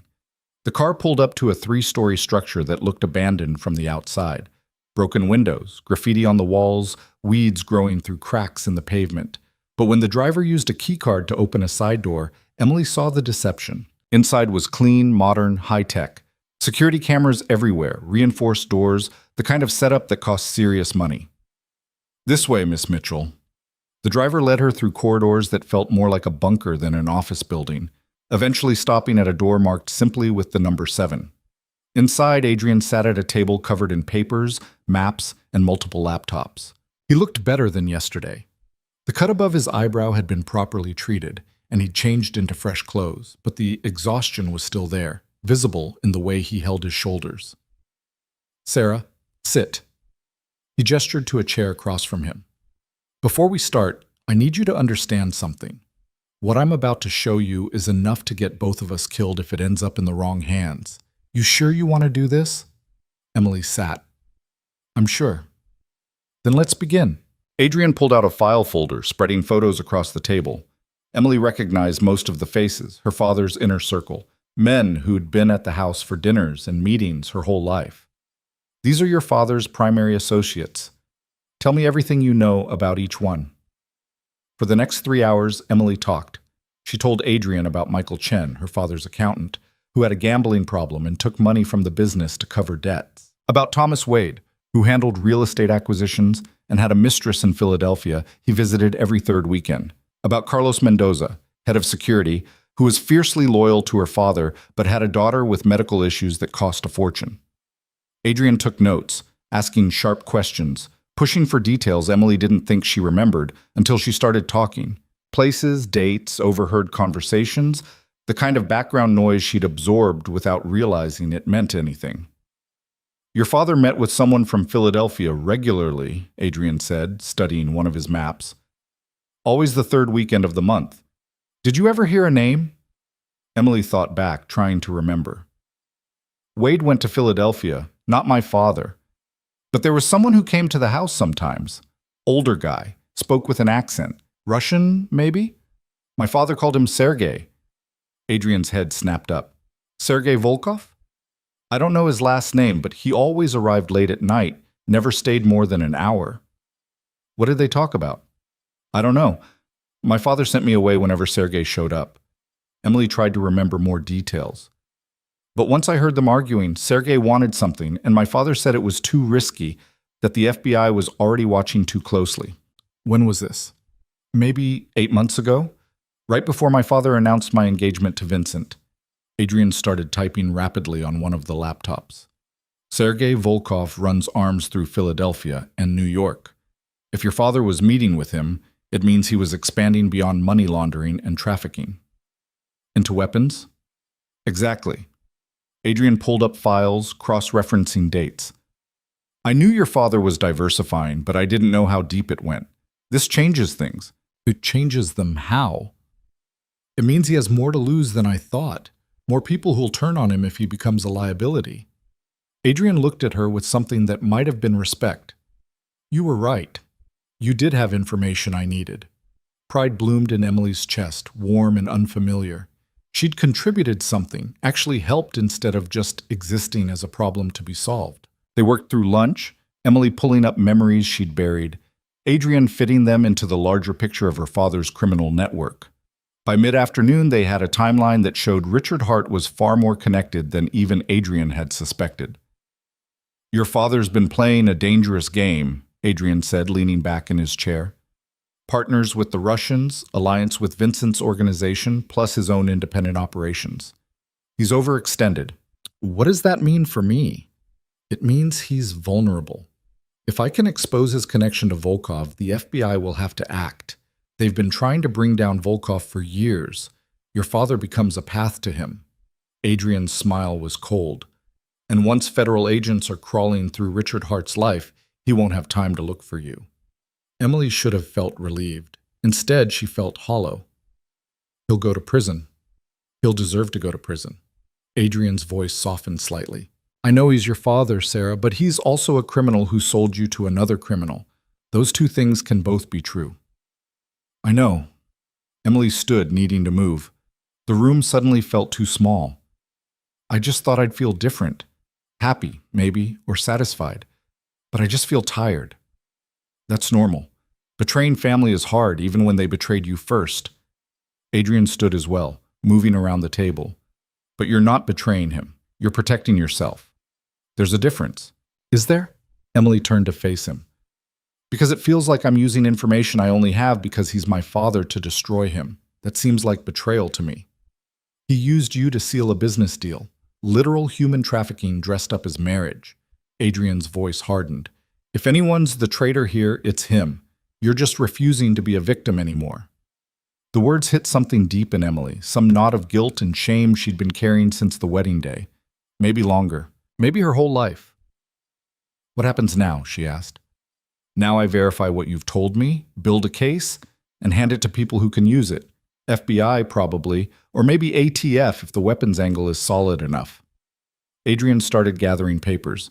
Meanwhile, you go back to being Sarah Mitchell. Run your bookstore. Live your life. Let me handle the messy parts. I want to be involved. The words surprised Emily even as she said them. Not just as an information source, actually involved. Absolutely not. Why? Because you're not trained, not equipped, and frankly not ready for what that would mean. Adrian's tone left no room for argument. You've been Sarah Mitchell for 3 months. That's not enough time to know how to survive in my world. Then teach me. You taught me how to be Sarah, how to disappear. Teach me how to be more than just someone hiding. Adrian studied her for a long moment. Why? What do you think you're going to accomplish? I don't know yet, but I know I'm tired of being afraid, tired of waiting for my father or Vincent to find me. If I'm going to live like this, constantly looking over my shoulder, I want to at least understand what I'm up against. Understanding and participating are different things. I'm aware. Emily met his gaze steadily. I'm asking anyway. For the first time since she'd met him, Adrian looked genuinely uncertain, like she'd presented a problem he didn't know how to solve. Let me think about it, he said finally. Meanwhile, you have a bookstore to run. My driver will take you back. The dismissal was clear. Emily gathered her things but paused at the door. Thank you for listening. I haven't agreed to anything. I know, but you didn't say no immediately, which for you is basically a yes. She smiled slightly. I'm learning how you work, Adrian. That's what worries me. But there was warmth in his voice, the barest hint of amusement. Go home, Sarah. Be safe. The driver took her back to the bookstore where Marcus was managing the afternoon rush with admirable efficiency. Emily jumped in to help, losing herself in the familiar rhythm of customer service and book recommendations. But her mind kept circling back to the files in Adrian's office, to the network of crime her father had built, to the realization that she'd been living in that world her entire life without fully understanding it. She'd been so focused on escaping that she'd never stopped to think about the damage her father had done, the people he'd hurt, the lives he'd ruined. She'd benefited from that money, lived in luxury built on suffering. That made her complicit, didn't it? The thought sat heavy in her chest through the rest of the day. Dorothy came in around 4, her usual Thursday visit. You look troubled, dear, she said, selecting 3 new mysteries from the display. Just thinking too much. About anything I can help with? Emily smiled despite herself. Unless you know how to stop feeling guilty about things you can't control, probably not. Ah, that. Dorothy's expression turned knowing. I've spent 67 years feeling guilty about things that weren't my fault. Want to know what I learned? Please. Guilt is just fear wearing a different hat. You're not actually sorry about what happened. You're scared of what it means about you. Dorothy patted her hand. Whatever you're carrying, Sarah, it's not as heavy as you think, and you don't have to carry it alone. The kindness broke something in Emily. She blinked back sudden tears, managed a watery smile. Thank you. Any time, dear. Now ring me up before I find more books I don't need. After Dorothy left, Emily stood behind the register and let herself feel it. The guilt, the fear, the weight of everything she'd learned today.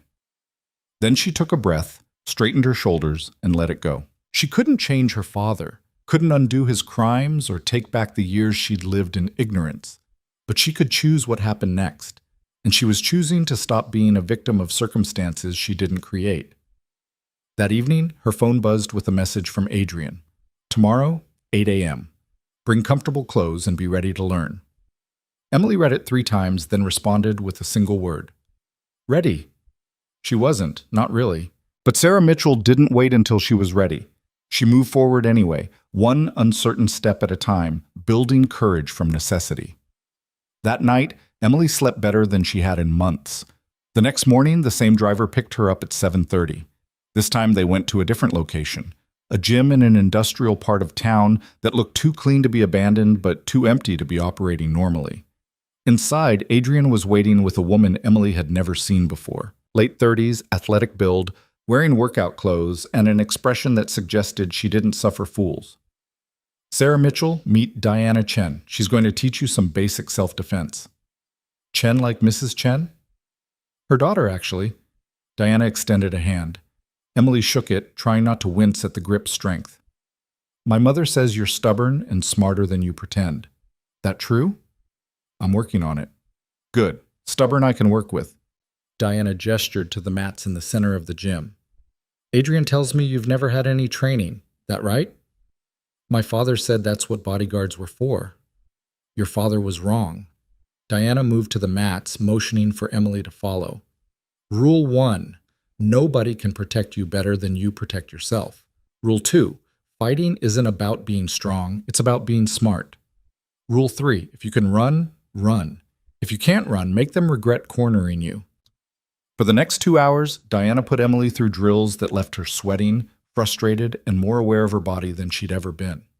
How to break a grip, where to strike if someone grabbed her, how to use momentum instead of strength. Emily was terrible at it. She fell more than she succeeded, couldn't remember the sequences, got winded after 10 minutes, but Diana didn't let her quit. Again, Diana reset her stance. You're thinking too much. Stop thinking. Start reacting. I can't just stop thinking. Yes, you can. Your body knows what to do if you let it. Diana demonstrated the movement again, slower this time. Watch. Hip rotation, not arm strength.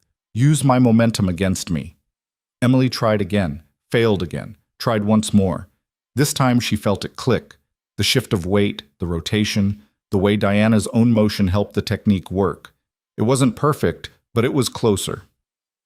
Better, Diana nodded approval. You're learning. Keep practicing. By the end of the session, Emily could barely lift her arms. Every muscle hurt. She felt like she'd been hit by a truck. She also felt powerful. Adrian handed her a water bottle, watching as she collapsed on a bench. You did well. I fell on my face 7 times. 8, actually, but you got up every time. He sat beside her. That's the point. Not being perfect, being persistent. Emily drank half the water bottle in one go. Is this what you meant by teaching me? Self-defense classes? This is part of it. Diana will work with you 3 times a week, teach you how to handle yourself if something goes wrong. Adrian's expression was serious.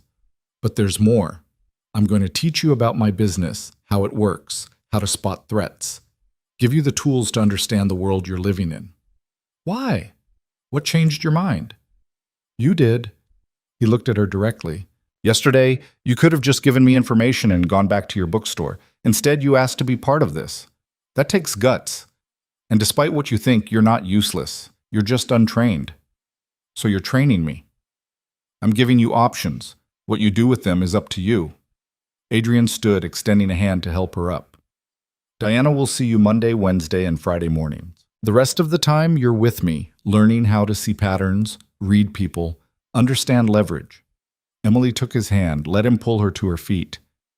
This is really happening. Only if you want it to. His grip was firm, steady. But once we start, there's no going back. You'll know things that can't be unknown. Understand? Emily thought about the quiet life she could have. Just Sarah Mitchell, bookseller, living in peaceful anonymity. Safe and small and unremarkable. Then she thought about being more. Being someone who could protect herself, who understood the shadows she'd been living in her whole life. I understand. Emily squeezed his hand once before letting go. When do we start? We already have. Adrian smiled, and for the first time it looked genuine. Welcome to the deep end, Sarah. Try not to drown. 2 months of training turned Emily into someone she barely recognized. Not physically, though Diana's sessions had given her muscle definition she'd never had before. The change was deeper, in the way she moved through the world. She noticed things now, exit routes, people watching too long, the weight of someone following half a block behind. Adrian called it situational awareness. Emily called it exhausting, but it kept her alive. She was leaving the bookstore on a Tuesday evening when she spotted him. A man across the street pretending to look at his phone but watching her storefront. Not one of Adrian's people. She knew all of them by now. This was someone new. Emily pulled out her phone, keeping her movements casual as she texted Adrian. Watcher. East side across from store, gray jacket, jeans. His response came within seconds. Stay inside. Colin's 2 minutes out. But Emily had already noticed something else. A second man moving up the sidewalk from the south. Third one getting out of a car at the corner. They were coordinating, positioning themselves. This wasn't surveillance. This was a grab. Emily's training kicked in before the fear could. She locked the front door from inside, moved to the back room where the emergency exit led to the alley. Her hand was on the panic button Adrian had given her when the front window exploded. Glass shattered across the bookstore floor. The first man came through, moving fast, a gun already in his hand. Don't run, Emily. Your father just wants to talk. So much for being Sarah Mitchell. Emily hit the panic button and ran for the back exit. Behind her, she heard more glass breaking, multiple footsteps. They weren't being subtle anymore. The alley was dark, lit only by a single streetlight 50 feet away. Emily sprinted toward it, her breath coming in harsh gasps. Behind her, the back door slammed open. There! A gunshot cracked through the air. The brick wall beside Emily's head exploded into dust. She ducked, stumbled, caught herself on a dumpster and kept running. Diana's voice echoed in her head. If you can run, run! Emily ran. She made it to the street, saw headlights approaching fast. For one terrible second, she thought it was them, thought they'd cut her off. Then the car screeched to a stop and Adrian was there, door open, yelling, "Get in!" Emily dove into the passenger seat. Adrian was already moving before she'd closed the door, tires screaming as he took the corner too fast. In the rearview mirror, Emily saw her pursuers scrambling back to their own vehicles. How many? Adrian's voice was calm, controlled, completely at odds with the way he was driving. 3, maybe 4. They knew my real name. Emily's hands were shaking. She pressed them against her thighs, trying to stop it. They came for Emily, not Sarah. I know. Adrian took another turn, then another, weaving through side streets with the kind of precision that said he'd planned for this. Your father made his move. Bigger than I expected. Where are we going? Somewhere safe. Hold on. He accelerated through an intersection just as the light turned red, cutting off their pursuers. 2 more turns and they were on the highway, heading north out of the city. Emily finally looked at Adrian. He was wearing the same cold expression she'd seen that first day in the car, the one that reminded her exactly who she'd climbed in with. Dangerous. Capable. Someone who knew how to survive in a world that had just crashed back into her life with bullets and broken glass. My bookstore, she said quietly. I'll have people secure it. We'll deal with the damage later. He glanced at her. You're okay. That's what matters. I don't feel okay. I feel like an idiot for thinking 3 months was enough time for them to forget about me. They didn't forget. Your father was just waiting for the right moment. Adrian's jaw tightened. I should have seen this coming. Should have had more people on you. You had Colin. He was 2 minutes away. That's not your fault. He should have been 30 seconds away. Adrian's voice went hard. This is on me. They drove in silence for another 20 minutes. The city fell away behind them, replaced by trees and darkness. Finally, Adrian turned onto a private road that wound through dense forest. At the end, hidden behind a wall of pines, stood a house Emily had seen once before. His house. The place where all this had started. Mrs. Chen met them at the door, took one look at Emily's face, and immediately pulled her into a hug. Thank goodness. We were so worried. She stepped back, examining Emily for injuries. Are you hurt? No. Scared, but not hurt. Emily managed a shaky smile. Your daughter's training paid off. I ran instead of freezing. Good girl. Mrs. Chen looked at Adrian. Colin called. He has 3 of them in custody. The 4th got away. Names? He's working on it, but they're not local talent. Professionals, probably brought in from out of state. Adrian nodded grimly. My office, 30 minutes. Get Sarah settled first. Mrs. Chen led Emily upstairs to the same guest room she'd stayed in months ago. It felt like returning to a previous life, one where she'd been scared and small and completely dependent on Adrian's protection. She'd changed since then. The girl who'd hidden in this room wouldn't have noticed the men watching her store, wouldn't have run efficiently instead of panicking, wouldn't have made it to Adrian's car alive. Progress, Emily thought bitterly. She'd graduated from helpless to merely targeted. Mrs. Chen brought tea and sandwiches Emily couldn't eat. She tried anyway, managing a few bites while her mind spun through what had just happened. They'd called her Emily, used her real name, which meant her father knew exactly where she'd been, probably for weeks. He'd just been waiting, gathering resources, planning the grab, and she'd been playing bookseller, thinking she was safe. A knock at the door interrupted her spiral. Come in. Adrian entered, carrying a laptop and looking like he'd aged 5 years in the last hour. We need to talk. I figured. Emily set down her tea. How bad is it? Colin got information from one of the men. Your father hired a crew out of Chicago, professional kidnappers, paid them $50,000 up front, another $50,000 on delivery. Adrian sat in the chair across from her. They've been watching you for 6 weeks. Knew your routine, knew when you'd be vulnerable. Tonight was just the first attempt. There'll be others. Yes. Adrian's voice was flat. Your father's not stopping. Vincent's putting up half the money, which means they're working together now. Both of them want you found. Emily felt something cold settle in her chest. So what do we do? I can't keep running forever. No, you can't. Adrian opened his laptop, turning it so she could see the screen, which is why we're ending this. Tonight. The screen showed a file directory, hundreds of documents organized by date and category. Emily recognized some of the names, her father's associates, the people she'd told Adrian about months ago. You built a case. I built several cases. Federal prosecutors have been reviewing the evidence for weeks. Your father's connection to Sergei Volkov, the weapons trafficking, money laundering through his real estate holdings. Adrian pulled up another file. And Vincent's involvement in several murders, including 2 federal witnesses. The FBI has been waiting for the right moment to move. And tonight is that moment? Tonight, your father sent armed men to kidnap you. That's conspiracy to commit kidnapping, assault with a deadly weapon, and about 6 other felonies. Adrian's smile was sharp, dangerous. More importantly, it gave me leverage. I made a call while you were up here. Federal agents are executing search warrants on your father's properties as we speak. Emily stared at him. You're turning him in.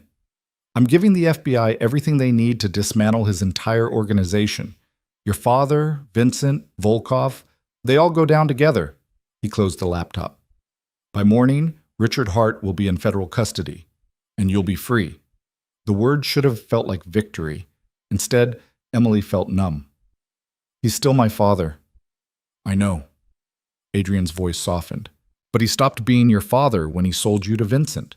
What he is now is a criminal who endangered you, and criminals face consequences. What about me? Won't I have to testify or something? No. The evidence stands without your involvement. You're a victim, not a witness. The prosecutors know you exist, but they don't need you for their case. Adrian leaned forward. You can stay Sarah Mitchell. Live your life.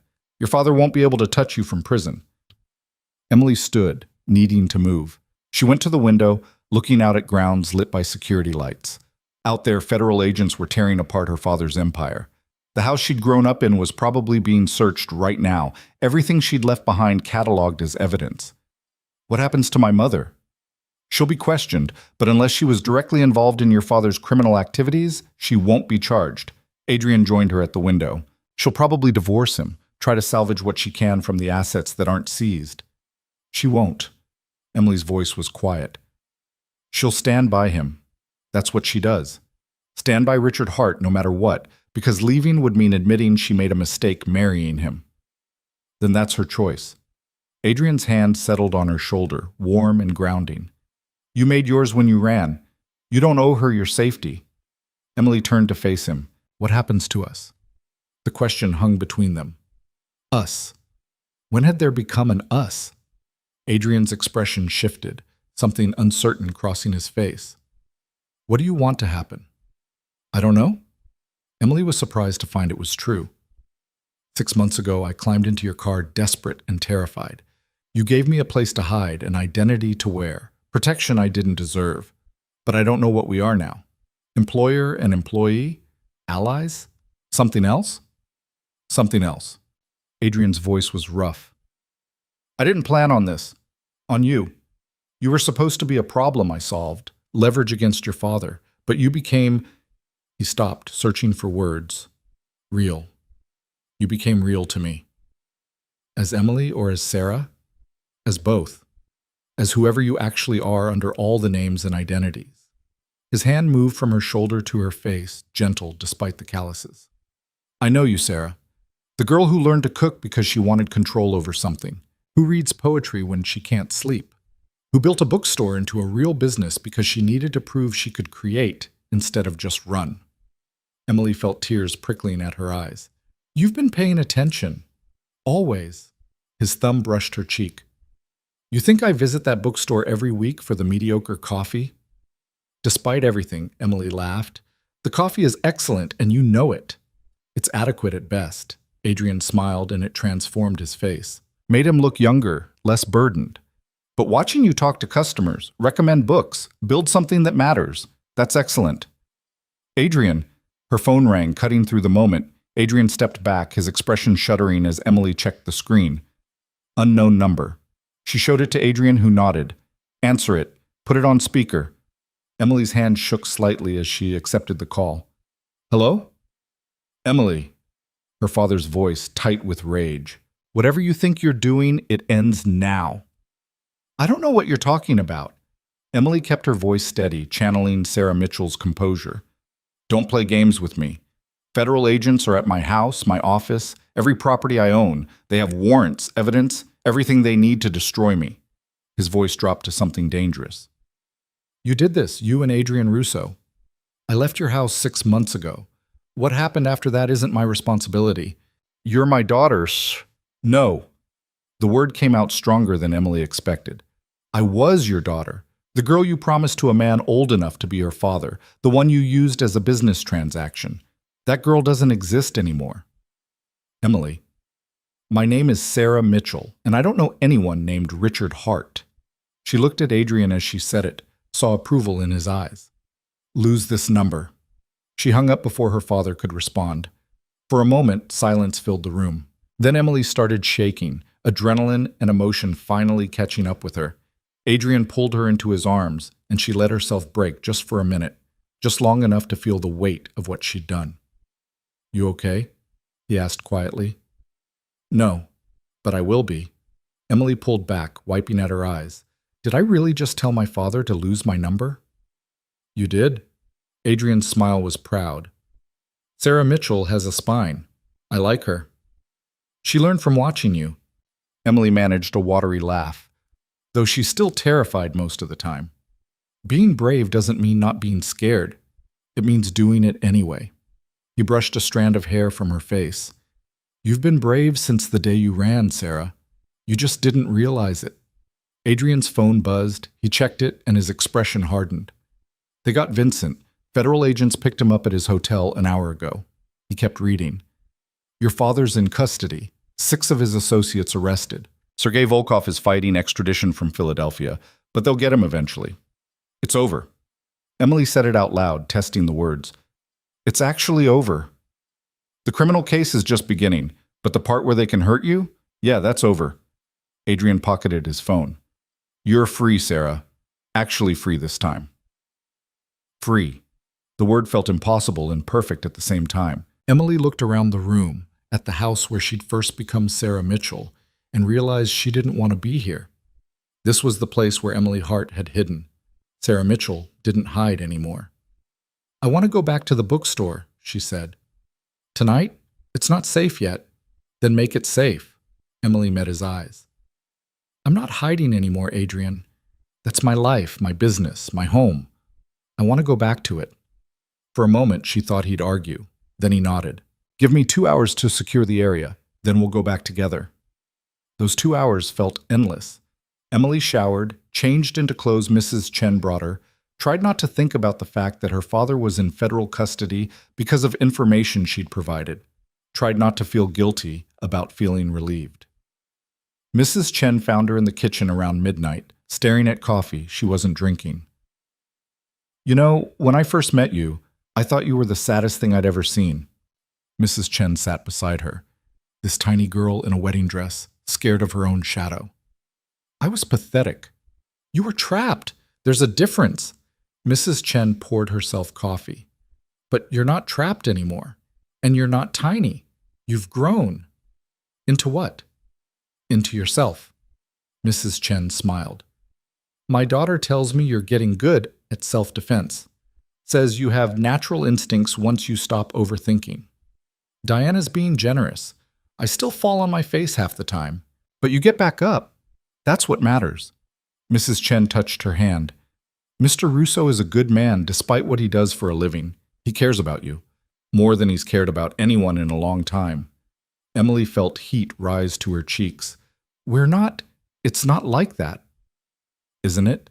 Mrs. Chen's expression was knowing. He started a war for you, Sarah. Took on your father, Vincent Moretti, everyone. Men don't do that for people they don't care about. He did it for leverage. to weaken my father's organization. He did it because you mattered more than the risk. Mrs. Chen stood, collecting their coffee cups. The question is, what are you going to do about it? She left before Emily could formulate an answer. Adrian appeared an hour later, dressed in dark clothes that made him look like he was going to war. Ready? As I'll ever be. They drove back to the city in silence, but it was comfortable now. Companionable. Emily watched the city lights get brighter as they approached and felt something settle in her chest. Relief, maybe. Or purpose. The bookstore looked worse than she'd expected. The front window was completely gone, glass covering everything. The door hung crooked on its hinges. Inside, books were scattered across the floor, shelves knocked over in the chaos. But it was still standing. Emily walked through the destruction, picking up books, assessing the damage. Fixable. All of it was fixable. I'll have people here tomorrow, Adrian said from the doorway. New window, new door, whatever you need. Thank you. Emily set down a water-damaged poetry collection. For everything, not just tonight, but all of it. You didn't have to help me, but you did. You climbed into my car asking for help. What kind of man would I be if I'd turned you away? The kind most people are. Emily moved closer to him, stepping over broken glass. You gave me a life, Adrian. A real one. That's not something I can repay. I don't want repayment. His voice was rough. I want... The moment stretched between them, charged with everything they hadn't said over the past 6 months. Emily could feel her heart racing, could see the same uncertainty in Adrian's eyes that she felt in her chest. She'd spent her whole life waiting for someone to make decisions for her. Waiting to be told what to do, who to be, how to live. She was done waiting. Emily closed the distance between them and kissed him. For half a second, Adrian froze, surprised. Then his arms came around her, pulling her closer, and he was kissing her back like she was oxygen and he'd been drowning. It wasn't smooth or perfect.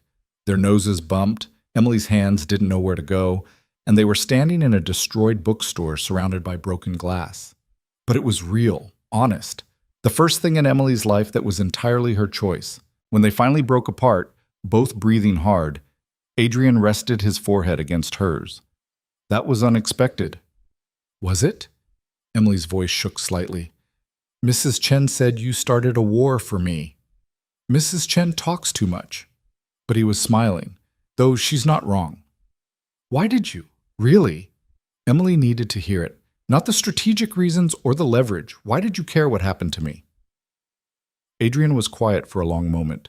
When he spoke, his voice was quieter than she'd ever heard it. Because you reminded me that there are still things worth protecting in this world. People worth fighting for. His hand cupped her face. I've spent 10 years in this business, Sarah. Seen every kind of terrible thing humans can do to each other. And then you climbed into my car, terrified but trying so hard to be brave, and I remembered what it felt like to care about someone. You barely knew me. I knew enough. Knew you were desperate enough to trust a stranger. Knew you were running from something bad enough to risk the unknown. His thumb brushed her cheek. And I knew if I let you go, you'd end up dead or worse. I couldn't let that happen. Emily felt tears starting again. She was crying more in one night than she'd cried in years, but these were different. Not fear or sadness, but release. I don't know how to do this, she admitted. A relationship, or whatever this is. I've never had one that wasn't arranged or transactional. Neither have I. Adrian's admission surprised her. My world doesn't exactly lend itself to normal dating. So we figure it out together, make mistakes, learn as we go. Emily managed to smile. I'm good at learning. You've been teaching me for months. That I have. Adrian kissed her forehead, gentle despite everything. Stay with me tonight at the house. Come back tomorrow and deal with all this. I have a business to run. Marcus can handle one day. You've trained him well. Adrian's voice turned serious. Please, Sarah, let me have one night knowing you're safe. The vulnerability in his voice decided her. Okay, one night. They drove back to his house in the early hours of the morning, the city quiet around them. Emily dozed in the passenger seat, exhausted from adrenaline and emotion. She woke when the car stopped, found Adrian watching her with an expression that made her chest tight. What? She asked. Nothing. Just thinking about how different you look when you're relaxed, like you're finally breathing right. I am breathing right. For the first time in my life, actually. Emily stretched, feeling muscles protest from Diana's training and tonight's running.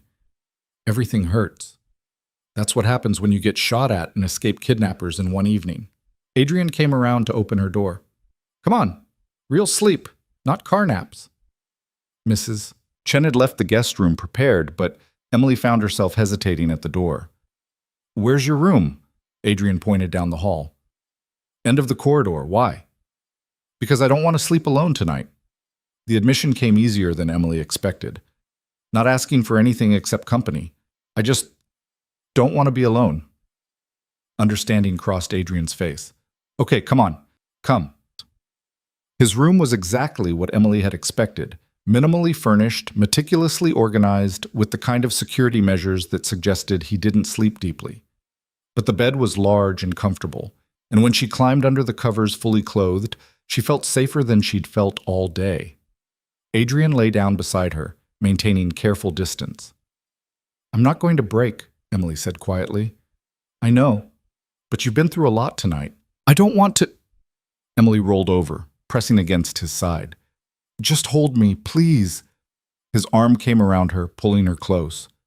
Emily tucked her head against his shoulder and felt the last tension drain from her body. Thank you, she whispered. For what? For seeing me. For giving me a chance to become someone worth being. Emily's eyes were already closing. For not giving up on me even when I would have given up on myself. Sarah. His voice was rough. You were always worth being. You just needed the space to figure that out. Emily fell asleep feeling safe, valued, and free for the first time in 23 years. She woke to sunlight and the smell of coffee. Adrian was already up, sitting in a chair by the window with his laptop, wearing reading glasses that made him look less dangerous and more human. You wear glasses. He glanced up, almost sheepish. Only when I'm reading. Vanity keeps me in contacts the rest of the time. They look good on you. Emily sat up, running a hand through her tangled hair. What time is it? Almost 10. I let you sleep. Adrian closed his laptop. Federal prosecutors want to meet with you, voluntarily, just to confirm some details about your father's operations. I told them you'd think about it. I'll do it. Emily's voice was clear, certain. Whatever helps make sure he stays locked up. You sure? Completely. Emily got out of bed, found her phone on the nightstand. 17 missed calls from a number she didn't recognize. Who do you think that is? Probably reporters. Your father's arrest is making news. Daughter of prominent businessman Richard Hart, missing for 6 months, surfaces just as father is arrested on federal charges. Adrian's expression darkened. They're going to want your story. They can't have it. Sarah Mitchell's story is her own. Emily deleted the voicemails without listening. Besides, I have a bookstore to rebuild. Over the next month, Emily's world transformed again. The bookstore reopened with a new window, reinforced door, and security system that would make a bank jealous. Marcus got a raise and a promotion to assistant manager. Dorothy organized a neighborhood fundraiser that brought in enough money to replace all the damaged inventory and then some. Sarah Mitchell became a minor local celebrity, the brave bookstore owner who'd survived an attempted robbery and kept her business going. The irony wasn't lost on Emily. Her father's trial was set for 6 months out. Vincent Moretti took a plea deal to avoid life in prison, agreeing to testify against Richard Hart and Sergei Volkov. Emily's mother called once, leaving a voicemail that Emily deleted without listening. Some bridges were better burned. Diana continued training her 3 times a week. Emily got better, faster, more confident. She'd never be a fighter, but she knew how to protect herself. That was enough. And Adrian became part of her daily life in ways that felt natural, instead of obligatory. He still checked on the bookstore, but now he stayed for coffee, helped with inventory, charmed customers with unexpected book recommendations. He was careful with her in public, aware that Sarah Mitchell couldn't be openly involved with someone like him. But in private, he was hers, completely. 3 months after her father's arrest, Emily stood in her bookstore and realized she was happy. Actually, genuinely happy. Not the careful contentment of Sarah Mitchell pretending to have a life, but real joy in the business she'd built, the friends she'd made, the future she was creating. Adrian found her standing in the middle of the poetry section, smiling at nothing. What are you thinking about? How far I've run. Emily turned to face him. 6 months ago, I was Emily Hart, running from a wedding in a dress that weighed more than my courage. Now I'm Sarah Mitchell, bookstore owner, and I don't recognize that girl anymore. Do you miss her? No, she was miserable. Emily moved closer to him. But I wouldn't be here without her. She ran. That took everything she had. And now? Now I'm not running anymore. I'm building. Emily gestured around the bookstore. This is mine. The business, the life, the choices. All of it belongs to me. Adrian pulled her into his arms, careful despite the public setting. I'm proud of you. You know that? You've mentioned it. Emily smiled against his chest. But I like hearing it anyway. Then I'll keep saying it. He kissed the top of her head. You've become exactly who you were supposed to be. Someone strong, independent, capable. Sarah Mitchell is real because you made her real. We made her real. Emily looked up at him. I couldn't have done this alone. Maybe not, but you did the hard part. You chose to run, chose to change, chose to become someone new. Adrian's voice was soft. I just gave you the space to do it. Marcus called from the register, needing help with a customer.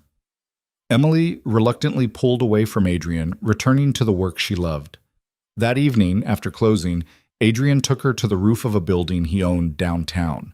The city spread out below them, lights twinkling like stars.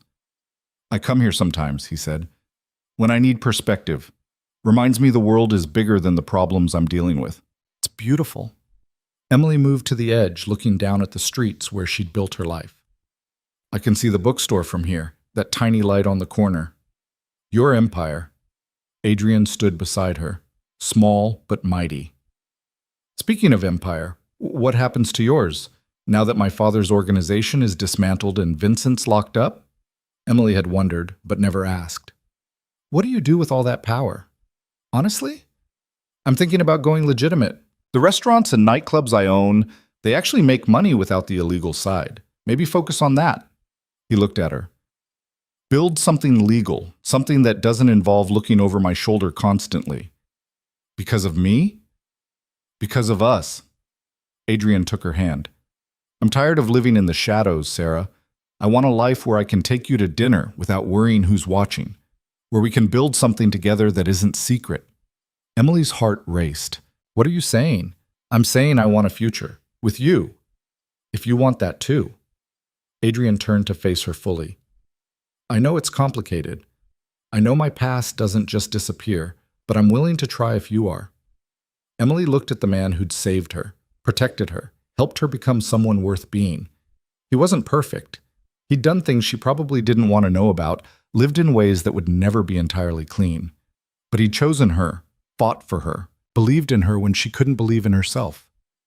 I want that too, she said quietly. A future. Together. Building something real. Adrian's smile was genuine, reaching his eyes in a way she rarely saw. Then let's build it. You and me, Sarah Mitchell. You and me, Adrian Russo. Emily kissed him, tasting possibility and hope. Partners.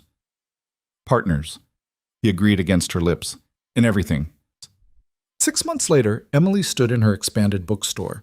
She'd taken over the space next door, doubled her inventory, hired 2 more employees, and watched Adrian talk to a customer about historical fiction. He was good at it, surprisingly. Knew the books, understood what people wanted.